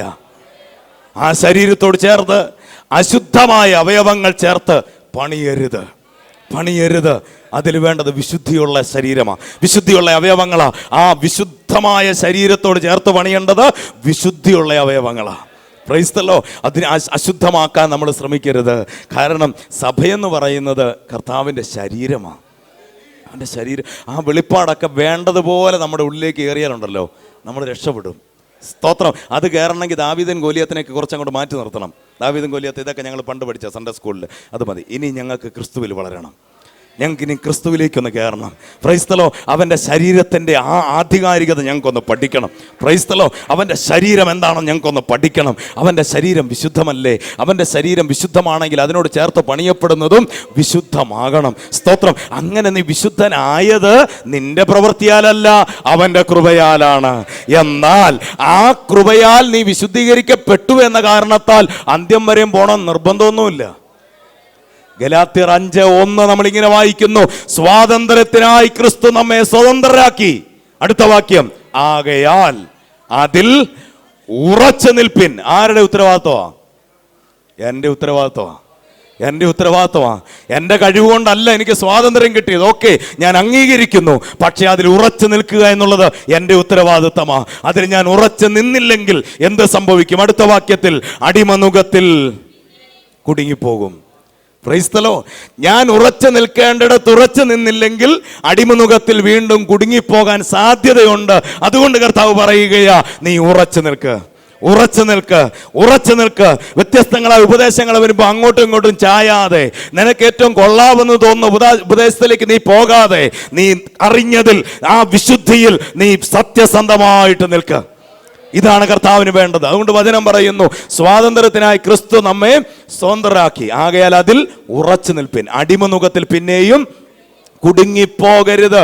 സ്തോത്രം. അതുകൊണ്ട് ക്രിസ്തുവിൻ്റെ ശരീരമാകുന്ന സഭ, കൊരിന്ത്യലേഖനം 12 അധ്യായങ്ങളൊക്കെ നമ്മൾ വായിക്കുമ്പോൾ വ്യക്തമായിട്ട് അതിനകത്ത് കുറേ കാര്യങ്ങൾ നമ്മൾ സത്യത്തിൽ അറിഞ്ഞിരിക്കേണ്ട പ്രധാനപ്പെട്ട ഉപദേശങ്ങളൊക്കെ അടങ്ങിയിരിക്കുന്ന അവിടെയാണ് അല്ലേ. ക്രിസ്തു എന്ന ശിരസ്, ശരീരമാകുന്ന സഭ, ആ ഒരു വെളിപ്പാടിലേക്ക് സഭ വന്നാൽ ഉണ്ടല്ലോ, ഒരു കമ്മിറ്റിയുടെ ആവശ്യമില്ല നമ്മുടെ ഒന്നും സഭയിൽ. സ്തോത്രം. എല്ലാവരും സ്തോത്രം പറഞ്ഞില്ല? ഹല്ലേലൂയ. ഒരു കമ്മിറ്റിയുടെ ആവശ്യം വേണ്ടി വരത്തില്ല. എന്താ കാര്യം എന്നറിയോ? ഈ തലയല്ലേ നമ്മളോട് പറയുന്നേ ഓരോ കാര്യങ്ങളും. ഇപ്പം ഈ മൈക്ക് ഞാനിങ്ങനെ പിടിച്ചിരിക്കുന്നു, തലയാണ് എന്നോട് പറഞ്ഞു തരുന്നേ മൈക്ക് എങ്ങനെ പിടിക്കണമെന്ന്. ഈ തല പറയുന്നവരെ കേട്ടില്ലെങ്കിൽ ഉണ്ടല്ലോ, ഉറപ്പായിട്ട് ഈ മൈക്ക് ഇന്ന് കംപ്ലൈൻ്റ് ആവും. പക്ഷെ തല എന്നോട് പറഞ്ഞു തന്നിരിക്കുക, ഈ സ്പീക്കർ ഇവിടുന്ന് ഞാൻ എടുത്ത് മാറ്റണമെങ്കിൽ തല എന്നോട് പറയും വലത്തെ കൈ ഇവിടെ പിടിക്കണം, ഇടത്തെ കൈ താഴെ പിടിക്കണം. ഇത് തല എന്നോട് പറഞ്ഞത് ഞാൻ കേൾക്കുന്നത് കൊണ്ടാണ് അല്ലേ, അല്ലെങ്കിൽ നമ്മൾ കേട്ടത് കൊണ്ടാണ് ഈ സ്പീക്കറൊക്കെ ഇവിടെ പരിക്കുകൾ ഇല്ലാതിരിക്കുന്നത്. ഈ തല പറയുന്നത് കേൾക്കാതെ നമുക്ക് തോന്നുന്ന പോലെ ഇങ്ങനെയൊക്കെ ഒറ്റ കൈ കൊണ്ടൊക്കെ എടുക്കാൻ നോക്കിയാൽ നടക്കത്തില്ല. അതുകൊണ്ട് തല പറയുന്നതാണ് ഈ ശരീരം ചെയ്യുന്നത്. അങ്ങനെയെങ്കിൽ ഞാൻ ചോദിക്കട്ടെ, ഈ ശരീരത്തിന് ഈ ശരീരത്തിൽ തന്നെ വിഘടിക്കാൻ കഴിയുമോ? ഈ ശരീരത്തിൽ തന്നെ ഭിന്നത ഉണ്ടാക്കാൻ പറ്റുമോ? വലത്തെ കൈ ഇടത്തെ കൈക്കിട്ട് പോയി ഇടിക്കുക, ഇടയ്ക്കിടയ്ക്ക് പോയി ഇടിച്ചോണ്ടിരിക്കുക, ഇടിക്കുവോ? ഇടിക്കത്തില്ല. സ്തോത്രം. കാരണം എന്താ? ഇനി കാലെങ്ങാനും ഒന്ന് പോയി കല്ലെ തട്ടിയാൽ ഉടനെ എല്ലാവരും ഓടിച്ചെല്ലുക അല്ലേ. രണ്ട് കൈ ഓടിച്ചെല്ലുന്നു, വാ ചെന്ന് ഊതിക്കൊടുക്കുന്നു, കൈ ചെന്ന് ഞെക്കിപ്പിടിക്കുന്നു, എന്നിട്ട് പിന്നെ വാ പറഞ്ഞുകൊണ്ടിരിക്കുക, സാരമില്ല ഇപ്പം അങ്ങ് മാറുന്നേ. സ്തോത്രം. എന്താ? അങ്ങ് ബലപ്പെടുത്തുക അല്ലേ. എത്ര ഈ ശരീരത്തിൽ വിഘടിക്കാൻ കഴിയത്തില്ലെങ്കിൽ സഭ പിന്നെ എങ്ങനെ വിഘടിക്കുന്നു? വചനം അതല്ലേ പറയുന്നത്? ക്രിസ്തു ശിരസും ശരീരമാകുന്ന സഭയും അവയവങ്ങളാകുന്ന നാം ഓരോരുത്തരും. സന്ദേശം എല്ലാം വരുന്നത് എവിടുന്നാ? ശിരസിൽ നിന്നാ. ശിരസ് ആരാ? യേശുവാ. യേശുവിൽ നിന്നാ സന്ദേശം എല്ലാം വരുന്നത്. ഈ അവയവങ്ങളിലേക്കെല്ലാം സന്ദേശം വരുന്നത് യേശുവിൽ നിന്നാ. ഇപ്പൊ ഞാൻ മുമ്പോട്ട് നടക്കണം, തല എന്നോട് പറയുക വലത്തുകാല് മുമ്പോട്ട് വെക്ക്. പിന്നെ എന്ത് ചെയ്യണം? ഇങ്ങനെ നിന്നാ നടപ്പാവുമോ? ഇല്ല. ഉടനെ തല പറയും ഇടത്തേക്കാലൂടെ മുമ്പോട്ട് വെക്ക്. ഇങ്ങനെ വെച്ചു. ഇങ്ങനെ വെച്ചത് കൊണ്ടാണ് നമുക്ക് നടക്കാൻ കഴിയുന്നത്. എന്നാൽ ഇന്ന് നേരെ തിരിഞ്ഞു പോയി. വലത്തേക്കാലിനോട് തല പറഞ്ഞ് മുമ്പോട്ട് വെക്ക്, ഇടത്തേക്കാലിനോട് പറഞ്ഞ് പുറകോട്ട് വെക്ക്. ഇങ്ങനെ നിൽക്കുക. പല സഭകളും ഇങ്ങനെ നിൽക്കുക, അങ്ങോട്ടും ഇല്ല ഇങ്ങോട്ടും ഇല്ല. അതെന്നാ അങ്ങനെ പറഞ്ഞേ? യഥാർത്ഥ തലയിൽ നിന്നാണ് സന്ദേശം വരുന്നതെങ്കിൽ രണ്ട് കാലിന് രണ്ട് സന്ദേശം വരുമോ? രണ്ട് കാലിന് ഒരു സന്ദേശമല്ലേ വരാൻ പാടുള്ളൂ. സ്തോത്രം. എങ്കിൽ മാത്രമല്ലേ നടക്കാൻ പറ്റൂ. ഇല്ലെങ്കിൽ എന്താ സംഭവിക്കുന്നേ? ഒരു കാല് പുറകെ തന്നെ ഇരിക്കത്തേ ഉള്ളൂ. ഇവിടെ നിന്നാൽ ഇപ്പം എന്നാ കുഴപ്പമെന്ന് ഞാൻ നോക്കട്ടെ. ഇപ്പം കാലിപ്പം മുമ്പോട്ട് വെച്ചില്ലെങ്കിൽ എന്താ സംഭവിക്കുമെന്ന് നോക്കട്ടെ. ഇത് രണ്ട് സന്ദേശം വരുന്നെങ്കിൽ ഓർത്തുകൊള്ളുക, തലയിൽ നിന്നല്ല വേറെ എവിടെ നിന്നോ ഒരു സന്ദേശവും കൂടെ കയറി വരുന്നുണ്ട്. സ്തോത്രം. പിന്നെ ചില വ്യക്തികളുടെ ശരീരത്തിൽ നമ്മൾ കണ്ടിട്ടില്ലേ, ചിലരുടെ കൈയൊക്കെ ഇങ്ങനെ കിടക്കത്തുള്ളൂ, പൊക്കാൻ പറ്റത്തില്ല. അപ്പോൾ എന്ത് ചെയ്യുമെന്നറിയോ? മറ്റേ കൈ ചെന്നിട്ട് ഇങ്ങനെ പൊക്കി നിർത്തും അല്ലേ, ഇങ്ങനെ പൊക്കി നിർത്തും. എന്നിട്ട് ഈ കൈ അങ്ങ് എടുക്കുമ്പോഴോ പിന്നെയും പോയി. അതെന്നെ അങ്ങനെ പോകാൻ കാരണം? തലയായിട്ട് ബന്ധമില്ല. തലയുമായിട്ട് ഇതിന് ഒരു ബന്ധവുമില്ല. എല്ലാ സഭകളിലും ഉണ്ട് ഇങ്ങനെ കിടക്കുന്ന സാധനങ്ങൾ കേട്ടോ. അപ്പോൾ ഇതിനെ ഓരോരുത്തർ പോയിട്ട് എന്ത് ചെയ്യണം? ചർച്ചിലാവും, ഉപവാസപ്പെടണം. നല്ലൊരു ദിവസം എന്ന് വരുന്നു. വളരെ ശക്തനായ ലോകരാജ്യങ്ങളിലൊക്കെ ഭയങ്കരമായിട്ട് സംഭവങ്ങളാണ് പുള്ളി കേട്ടോ. അതുകൊണ്ട് നിങ്ങൾ വന്നേ പറ്റൂ എന്നൊക്കെ പറഞ്ഞ് പുള്ളിയെ എന്ത് ചെയ്യുക? നിർബന്ധിച്ച് ഇവിടെ എടുത്തുകൊണ്ടിരുത്തുക. എന്നിട്ട് വിട്ട് കഴിയുമ്പോഴോ ഒരൊറ്റ പോക്ക. സ്തോത്രം. പിന്നെ ഒരു ബന്ധവും ഇല്ല, പിന്നെ ഇങ്ങനെ കിടക്കുക. സ്തോത്രം. ഞാൻ പറയുന്നത് മനസ്സിലാകുന്നുണ്ടോ? ഈ ശിരസ്സുമായിട്ട് ബന്ധമില്ലാത്ത അവയവങ്ങൾ അങ്ങനെയായിരിക്കും. എപ്പോഴും എന്ത് ചെയ്തോണം? വേറെ ആരെങ്കിലും ചെന്ന് പൊക്കി എടുത്തുകൊണ്ട് വരേണ്ടതായിട്ട് വരും. എന്നാൽ തലയുമായിട്ട് ബന്ധമുണ്ടെങ്കിൽ അവനറിയാം. കാരണം എപ്പോഴും സന്ദേശം അങ്ങ് എത്തിക്കൊണ്ടിരിക്കുകയാണ്. ഞാൻ ചോദിക്കട്ടെ, സന്ദേശം നേരിട്ട് നിങ്ങൾക്ക് എത്തുന്നുണ്ടോ? അതോ മറ്റൊരു വഴിയായിട്ടാണോ സന്ദേശം നിങ്ങൾക്ക് വരുന്നത്? അങ്ങനെയെങ്കിൽ നിങ്ങൾ മനസ്സിലാക്കുക, നിങ്ങൾ അപകടത്തിലാണ്. അപകടത്തിലാണ്. ഈ ശിരസിൽ നിന്ന് വരുന്ന സന്ദേശമാണ് നിങ്ങളുടെ ശരീരത്തെ ചലിപ്പിക്കുന്നെങ്കിൽ നിങ്ങൾ വീണുപോകത്തില്ലെന്ന് ഞാൻ ഉറപ്പു തരാം. എന്നാൽ മറ്റൊരിടത്തുനിന്ന് വരുന്ന സന്ദേശം നിങ്ങളുടെ ശരീരത്തെ ചലിപ്പിക്കാൻ ശ്രമിക്കുന്നെങ്കിൽ നിങ്ങൾ വീണുപോകാൻ, അധികം താമസിയാതെ വീണുപോകാൻ സാധ്യതയുണ്ട്. മനസ്സിലായവരെ ഓർത്ത് ഞാൻ എൻ്റെ കർത്താവിനെ സ്തുതിക്കുകയാണ്. ഹല്ലേലൂയ. അവിടെ രണ്ടാമത്തെ വിഷയം, അവർ വിട്ടുപോകുന്നതിനെ ഓർത്തില്ല. ഇനി ഓർത്താൽ എന്താ സംഭവിക്കുന്നത്? മടങ്ങിപ്പോകുവാൻ ഇടയുണ്ടാവും എന്ന് പറഞ്ഞാൽ, വിട്ടുപോകുന്നതിനെ ഓർത്തോണ്ടിരുന്നാൽ ഇന്നല്ലെങ്കിൽ നാളെ നീ എന്ത് ചെയ്യും? മടങ്ങിപ്പോവും, സംശയമില്ല. അതുകൊണ്ട് പൗലോസ് അതുകൊണ്ടായിരിക്കണം ഒരു പക്ഷേ അതിനെല്ലാം വിളിച്ച ഒറ്റ പേരില്ല, ചപ്പും ചവറും, ചപ്പും ചവറും. സ്തോത്രം. നിസ്സാര കാര്യമൊന്നും അല്ലെന്നേ. നമ്മുടെ കാൽക്കുലേഷനിൽ നോക്കിയാൽ നിസ്സാര കാര്യമൊന്നുമല്ല. വേദപണ്ഡിതന്മാർ പറയുന്നത് 3 കപ്പലിന്റെ ഉടമസ്ഥനായിരുന്നെന്ന, ഡബിൾ MA ബിരുദധാരിയായിരുന്നെന്ന, എബ്രായർന്ന് ജനിച്ച എബ്രായന, റോമ പൗരത്വമുള്ളവനാ. സ്തോത്രം അല്ലേ. അതുകൊണ്ടാ ഒരു സ്ഥലത്ത് പൗലോസിനെ അടിക്കാൻ വന്നവനോട് ചോദിച്ചു, എന്ത് അധികാരത്തിലാണ് ഇങ്ങോട്ട് വന്നിരിക്കുന്നത് അടിക്കാൻ? ഞാൻ ആരാന്നറിയോ? ഞാൻ റോമ പൗരനാ. അടിക്കാൻ വന്നവൻ ഓടി രക്ഷപ്പെട്ടു. അവൻ പറഞ്ഞു, എൻ്റെ പൊന്നു സുഹൃത്തെ, ഞാൻ അറിയാതെ വന്നതാ, ഞാൻ അറിഞ്ഞില്ല. അവൻ പറഞ്ഞു, എൻ്റെ സുഹൃത്തെ, ഞാൻ തന്നെ ഇത് കാശ് കൊടുത്ത് മേടിച്ചതാ ഈ പൗരത്വം.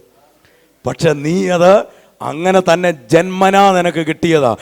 ഒത്തിരി കാര്യങ്ങൾ പൗലോസിന് അവകാശപ്പെടാനില്ലായിരുന്നോ? പക്ഷെ അതിനെയെല്ലാം പൗലോസ് ഒറ്റ വാക്കാ വിളിച്ചേ, ചപ്പും ചവറും.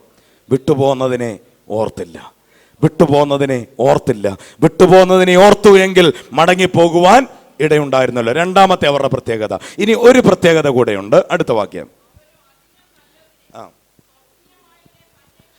അവരോ അധികം നല്ലതിനെ സ്വർഗീയമായതിനെ തന്നെ കാംക്ഷിച്ചു. അവരോ അധികം നല്ലതിനെ സ്വർഗീയമായതിനെ തന്നെ കാംക്ഷിച്ചു. അപ്പോൾ ഈ ഭൂമിയിൽ നമ്മൾ കാണുന്ന പല കാര്യങ്ങളും നല്ലതാണ്, പക്ഷേ അധികം നല്ലതല്ല.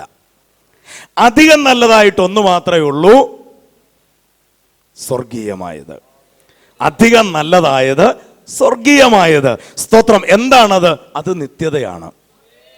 ഈ ഭൂമിയിൽ എല്ലാം നല്ലതായിട്ടുള്ള ഒരുപാട് കാര്യങ്ങളെക്കുറിച്ച് നമുക്ക് പറയാൻ പറ്റും. അത് നല്ലതാണ്, ഇത് നല്ലതാണ്, അതൊക്കെ കൊള്ളാം, എല്ലാം നല്ലത് തന്നെ.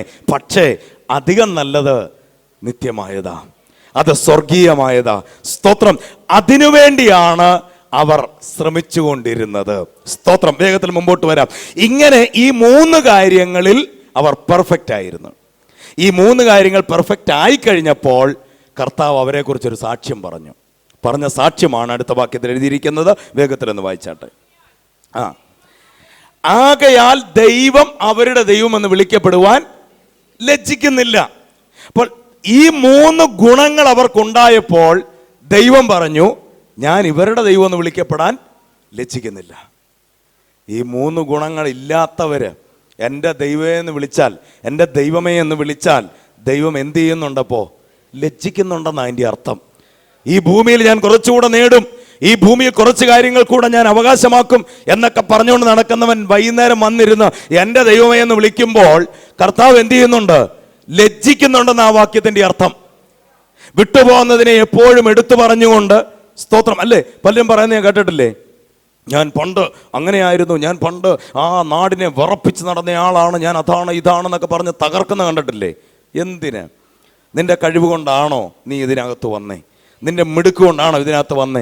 നിന്നേക്കാളൊക്കെ ലോകപ്രകാരം ജീവിച്ച ഒത്തിരി മനുഷ്യരുണ്ടായിരുന്നേ, അതൊക്കെ ഇന്ന് വല്ല തെമ്മാടിക്കുഴിയിലും കിടക്കുക. പക്ഷെ നീ ഇന്ന് ജീവനോട് ഇരിക്കുന്നതും ഇതിനകത്ത് വന്നതും കർത്താവിൻ്റെ കൃപ മാത്രമാ.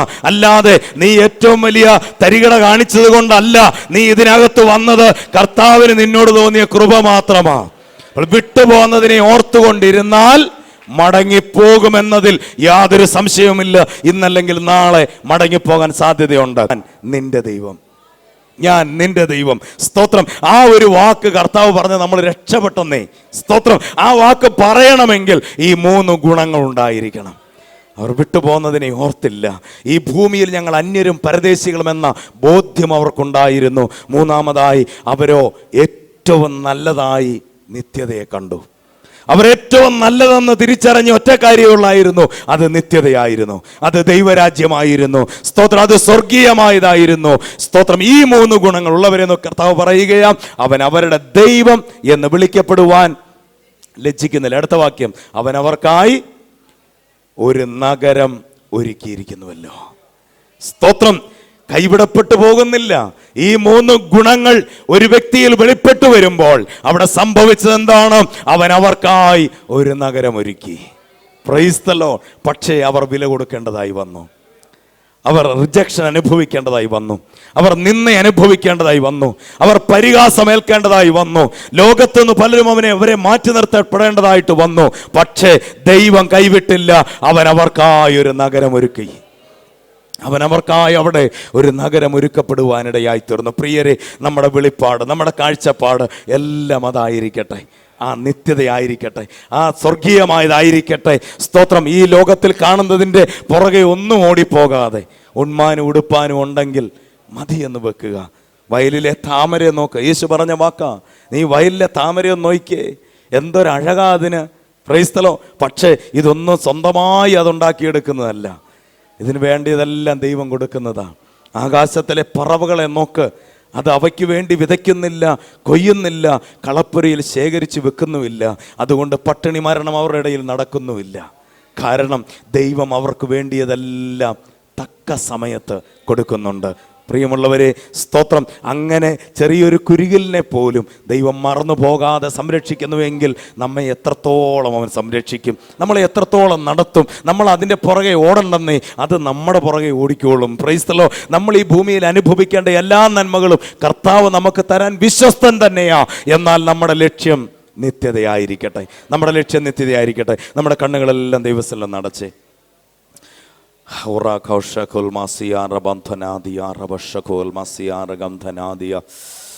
കർത്താവിൻ്റെ കരങ്ങളിലേക്ക് ഒന്ന് ഏൽപ്പിച്ചു കൊടുത്തേ. പ്രിയരെ, 3 വിഷയങ്ങളാണ് ഇന്ന് പകൽക്കാലം നമ്മൾ ചിന്തിക്കുവാനിടയായി തീർന്നത്. ഈ ഭൂമിയിൽ തങ്ങൾ അന്യരും പരദേശികളും എന്ന് ഏറ്റുപറഞ്ഞ് വിശ്വാസത്തിൽ മരിച്ച ഒരു കൂട്ടം. ഈ ഭൂമിയിൽ ഞങ്ങൾ അന്യരും പരദേശികളും എന്നേറ്റു പറഞ്ഞ് വിശ്വാസത്താൽ മരിച്ച ഒരു കൂട്ടം. ആ കൂട്ടത്തെ കർത്താവ് ഇന്ന് പകൽ നമ്മെ കാണിച്ചു തരികയാണ്. അവരുടെ അവസാന ശ്വാസം വരെ, അവസാന നിമിഷം വരെ അവർക്കൊന്നേ പറയാനുള്ളൂ: ഈ ഭൂമിയിൽ ഞങ്ങൾ അന്യരും പരദേശികളും. ഈ ഭൂമി വിട്ടുപോകുന്നതിൽ ഞങ്ങൾക്ക് ഒരു വേദനയുമില്ല. എത്രയും വേഗം വിട്ടുപിരിഞ്ഞ് കർത്താവിനോട് ചേരണം എന്നവർ ആഗ്രഹിച്ചു. എത്രയും വേഗം ആ നിത്യതയിലേക്ക് പ്രവേശിപ്പാൻ അവർ ആഗ്രഹിച്ചു. അതുകൊണ്ട് ദൈവം അവരുടെ ദൈവമെന്ന് വിളിക്കപ്പെടുവാൻ ലജ്ജിച്ചില്ല. രണ്ടാമതായി നമ്മൾ കണ്ടു, അവർ വിട്ടുപോകുന്നതിനെ ഓർത്തില്ല. അവർ വിട്ടുപോകുന്നതിനെ ഓർത്തു എങ്കിൽ മടങ്ങിപ്പോകുവാൻ ഇടയുണ്ടായിരുന്നല്ലോ. പ്രിയരെ, വിട്ടുപോന്ന പലതും വീണ്ടും വീണ്ടും നാം ഓർക്കുന്നുണ്ടെങ്കിൽ, അത് നല്ലതായിരുന്നു എന്ന് നിനക്ക് തോന്നുന്നുണ്ടെങ്കിൽ, ഇന്ന് പകൽ ഞാൻ പറയട്ടെ, നീ മടങ്ങിപ്പോകുവാനിടയുണ്ട്. നീ മടങ്ങിപ്പോകുവാനിടയുണ്ട്. ഒരുപക്ഷെ നിന്റെ ശരീരം കൊണ്ടായിരിക്കില്ല, നിന്റെ മനസ്സുകൊണ്ട്. അത് സ്തോത്രം നിന്റെ ആത്മീയ ജീവിതത്തിന് ഒരു കോട്ടമായി വരാൻ സാധ്യതയുണ്ട്. ഇവിടെ പറയുക, അവർ വിട്ടുപോകുന്നതിനെ ഓർത്തു എങ്കിൽ മടങ്ങിപ്പോകുവാൻ ഇടയുണ്ടായിരുന്നല്ലോ. മൂന്നാമത്തെ അവരുടെ പ്രത്യേകത, അവരോ അധികം നല്ലതിനെ, സ്വർഗീയമായതിനെ തന്നെ കാംക്ഷിച്ചു. സ്വർഗീയമായത് അധികം നല്ലതാണ് എന്ന് അവർ തിരിച്ചറിഞ്ഞു. ഇന്ന് പകൽ നമുക്കും തിരിച്ചറിയാം, ഈ ലോകത്തിൽ കാണുന്ന കണ്ണിനിമ്പമായത്, സ്തോത്രം, കാണുവാൻ നല്ലതായി തോന്നുന്നത്, ജ്ഞാനം പ്രാപിപ്പാൻ കാമ്യമായി തോന്നുന്നത്, ജഡമോഹവും കൺമോഹവും ജീവനത്തിൻ്റെ പ്രതാപവും, ഇതെല്ലാം അങ്ങ് നമുക്ക് മാറ്റിവെക്കാം. പൗലോസിൻ്റെ വാക്കുകൾ കടമെടുത്ത് നമുക്ക് പറയാം, അതൊക്കെ ഞാൻ ചപ്പന്നും ചവർന്നും എണ്ണുന്നു. സ്തോത്രം. എൻ്റെ മുൻപിലുള്ള ഒരു ലാക്കുണ്ട്, ഞാൻ അതിലേക്ക് ഓടിക്കൊണ്ടിരിക്കുകയാണ്. ഞാനും അത് പിടിക്കാമോ എന്ന് വെച്ച് ഓടിക്കൊണ്ടിരിക്കുകയാ. എനിക്ക് അധികം നല്ലത്, സ്വർഗീയമായത് എൻ്റെ നാഥൻ എനിക്ക് നൽകാൻ പോവുകയാണ്. ഒരു നിമിഷം ഒന്ന് ഏൽപ്പിച്ചു കൊടുത്തേ, ആ കർത്താവിൻ്റെ കരങ്ങളിലേക്കൊന്ന് സമർപ്പിച്ചു കൊടുത്തേ. പ്രിയരെ, സ്തോത്രം. ഈ വചനങ്ങൾ നമുക്ക് ജീവിതത്തിൽ പ്രയോജനകരമായി തീരട്ടെ. വെറുതെ കേട്ട് മറന്നു കളയുവാനല്ല. സ്തോത്രം. വചനം കേട്ട് അങ്ങനെ തന്നെയോ എന്ന് ശോധന ചെയ്ത് കർത്താവിനോട് ഏറ്റവും അടുത്ത് നിൽക്കുവാൻ കർത്താവിൻ്റെ കരങ്ങളിലേക്ക് ഏൽപ്പിച്ചു കൊടുത്തേ. ഒരു വാക്കിൽ പ്രാർത്ഥിച്ച് അവസാനിപ്പിക്കാം. അധികാരമുള്ള പിതാവേ, ഈ നല്ല സമയത്തിനായി ഞങ്ങൾ അങ്ങേക്ക് നന്ദി പറയുന്നു. ഈ ജനത്തെ ഞങ്ങളുടെ കരങ്ങളിൽ ഏൽപ്പിക്കുന്നു. ഇന്ന് പകൽ നീ കേൾപ്പിച്ച എല്ലാ നല്ല വചനങ്ങൾക്കുമായി ഞങ്ങൾ നന്ദി പറയുന്നു കർത്താവേ. ഹല്ലേലൂയ. അങ്ങയുടെ സന്നിധിയിൽ വിശ്വസ്തരും നിഷ്കളങ്കരുമായി വിശുദ്ധരായി തുടരേണ്ടതിന് കർത്താവെ, ഞങ്ങളെ ഓരോരുത്തരെയും കർത്താവ് സഹായിക്കേണ്ടതിനായി ഞങ്ങൾ അങ്ങയോട് പ്രാർത്ഥിക്കുന്നു കർത്താവെ. ഈ ഭൂമിയിൽ ഞങ്ങൾ അന്യരും പരദേശികളും എന്നൊരു ബോധ്യം ഞങ്ങളുടെ ഉള്ളിൽ ഉണ്ടാകട്ടെ. വിട്ടുപോകുന്നതിനെ ഓർക്കാതെ മുൻപിലുള്ള ലക്ഷ്യത്തിലേക്ക് മാത്രം നോക്കി ഓടുവാൻ കർത്താവ് ഞങ്ങളെ സഹായിക്കേണ്ടതിനായി ഞങ്ങൾ അങ്ങയോട് പ്രാർത്ഥിക്കുന്നു. കർത്താവെ, ഏറ്റവും അധികം നല്ലത് സ്വർഗീയമായതാണ് എന്ന ഉത്തമ ബോധ്യത്തോടെ ഞങ്ങൾക്ക് മുൻപോട്ട് പോകാൻ നാഥൻ ഞങ്ങളെ സഹായിക്കേണ്ടതിനായി ഞങ്ങൾ അങ്ങയോട് പ്രാർത്ഥിക്കുന്നു. കർത്താവെ, നാഥൻ അത് ചെയ്യുകയാൽ നന്ദി. ജനത്തെ അനുഗ്രഹിച്ചേൽപ്പിക്കുന്നു. ദൈവകൃപയിൽ വീണ്ടും പൊതിയും പ്രാർത്ഥന കേട്ടതിനായി സ്തോത്രം, യേശുവിൻ നാമത്തിൽ തന്നെ ആമേൻ. വചനങ്ങളാൽ കർത്താവ് നമ്മെ സഹായിക്കട്ടെ. എന്നെ ഈ മീറ്റിംഗിലേക്ക് ക്ഷണിച്ച കർത്താവിൻ്റെ അഭിഷിക്തന സഭയ്ക്കും നന്ദി അറിയിക്കുന്നു. ദൈവം നമ്മെ ധാരാളം അനുഗ്രഹിക്കട്ടെ. ദിവസോടെ ക്ഷണം സ്വീകരിച്ച് ഇപ്പോൾ ഒരു കാലം കടന്നു വന്ന് എനിക്ക് ഇവിടെ സൃഷ്ടിത കർത്താവിൻ്റെ ദാസൻ ദൈവസോട് വ്യക്തികളുടെ നന്ദിയിരിക്കും. നമ്മുടെ കണ്ണുകൾ നമുക്ക് ദിവസം ഉണ്ടാക്കാൻ നമുക്ക് പ്രാർത്ഥിക്കാം. നമ്മുടെ ഉപവാസത്തിൻ്റെ ഈ 18ാമത് പകൽക്കാലം കർത്തൃവാർവിടത്തിലായിരിക്കാൻ കർത്താവിൻ്റെ പൊന്നുമുഖത്തേക്ക് നോക്കുവാൻ, സർവശക്തനാധിപത്തെ സ്തുതിപ്പാൻ ആരാധിപ്പാൻ കർത്താവ് നല്ല നല്ല സാവകാശങ്ങളെ ഓർത്ത് സ്തോത്രം ചെയ്യുക. വിഷയങ്ങൾക്കായി പ്രാർത്ഥിപ്പാൻ കർത്താവ് നമ്മെ സഹായിച്ചല്ലോ. കർത്താവ് തൻ്റെ ദാസനെ നമ്മുടെ മധ്യ അയച്ച് ദൈവത്തിൻ്റെ ആത്മാവ് ഇന്ന് ഈ പകൽക്കാലം നമ്മെ കേൾപ്പിച്ച വലിയ ശ്രേഷ്ഠമേറിയ ദൈവ ശബ്ദത്തെ ഓർത്ത് നമുക്ക് സ്തോത്രം ചെയ്യുക. കർത്താവിൻ്റെ വരതാമസിക്കുന്ന ചില ദിവസങ്ങൾക്ക് ശേഷം നാം ഈ പ്രാർത്ഥനാ പാവിട്ട് എഴുന്നേൽക്കുമ്പോൾ ഒരു വലിയ ഹല്ലേലൂയ കാഴ്ചപ്പാടോടുകൂടി എഴുന്നേൽപ്പാൻ ദൈവാത്മാവ് നമ്മെക്കുറിച്ച് ആഗ്രഹിക്കുക.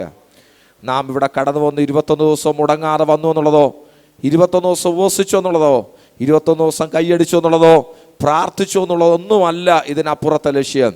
അല്ലെ, നമുക്കൊന്ന് പറയണം, സ്തോത്രം, ഈ ഉപവാസം കഴിഞ്ഞ് ഞാൻ എഴുന്നേൽക്കും. ഇന്നലകളിൽ എൻ്റെ ജീവിതത്തിൽ വന്ന തകർച്ചകൾ, എൻ്റെ ജീവിതത്തിൽ വന്ന ബലഹീനതകൾ, അതൊക്കെ ഞാൻ ഉൾക്കൊള്ളുന്നു. പക്ഷേ ഈ പ്രാർത്ഥനാ വിട്ടെഴുന്നേൽക്കുമ്പോൾ ഹല്ലേലൂയ എനിക്കൊന്നറിയാം.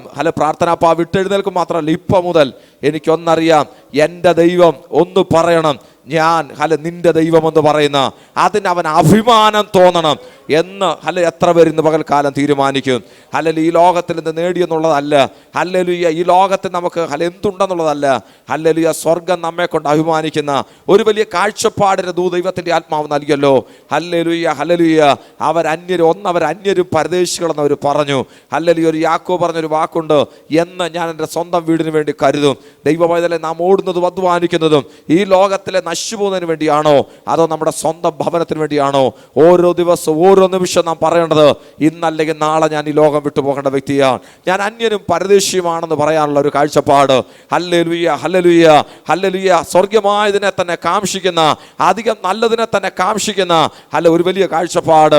വിട്ടുപോകുന്നതിനെ ഒരിക്കലും ഓർക്കാതെ മുമ്പിലുള്ള ലക്ഷ്യം നോക്കിക്കൊണ്ട് പൗലോസ് പറഞ്ഞതുപോലെ, എന്നാൽ വിളിക്കപ്പെട്ടത് കൊണ്ട് ആ പരമവിളിയുടെ ലാക്കിലേക്ക് ഞാൻ ഓടിക്കൊണ്ടിരിക്കുന്നു പറയത്തക്കവണ്ണം ഹല്ലേലൂയ, ഹല്ലേലൂയ, ആ തീരുമാനം നാം എടുക്കുന്നുവെങ്കിൽ ദൈവം നമ്മെ ചൊല്ലി അഭിമാനിക്കാനിടയാകും. ഒരു വലിയ സമർപ്പണത്തിലേക്ക് ദൈവാത്മാവ് നമ്മെ നയിപ്പാനിടയായല്ലോ. കർത്താവ് കേൾപ്പിച്ച വചനത്തിനായി നമുക്ക് സ്തോത്രം ചെയ്യാം. ദൈവവചനം ആധികാരികമായി സംസാരിപ്പാൻ ഇന്ന് പകൽക്കാലം കർത്തൃത്വത്തിനെ കർത്താവ് അധികാരപ്പെടുത്തിയല്ലോ. വചനത്തിന്റെ വാതിലെ തുറന്നല്ലോ. നമ്മുടെ ഹൃദയത്തിന്റെ മാംസപ്പലകളെ കീറിമുറിക്കുന്ന ശക്തമേറിയ ദൈവശബ്ദം കർത്താവ് നമ്മെ കേൾപ്പിച്ചല്ലോ. Hallelujah, hallelujah.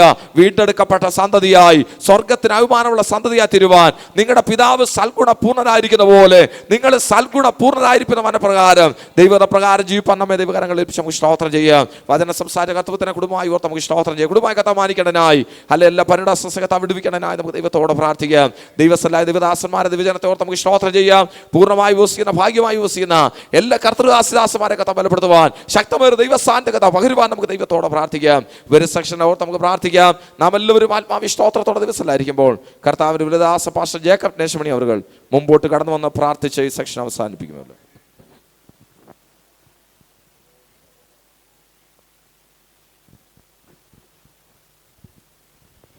പരിശുദ്ധനായ ദൈവമേ, സ്വർഗസ്ഥനായ പിതാവേ, ഉപവാസ പ്രാർത്ഥന ഇത്രത്തോളം മുമ്പോട്ട് കൊണ്ടുപോകുവാൻ ദൈവം നിൻ്റെ വിലപ്പെട്ട അഭിഷിക്തന്മാർക്കും ഇതിൽ ഭാഗവാക്കാകുന്ന വിലയേറിയ ദൈവമക്കൾക്കും കൊടുത്തുകൊണ്ടിരിക്കുന്ന വലിയ ഭാഗ്യത്തിനായി സ്തോത്രം.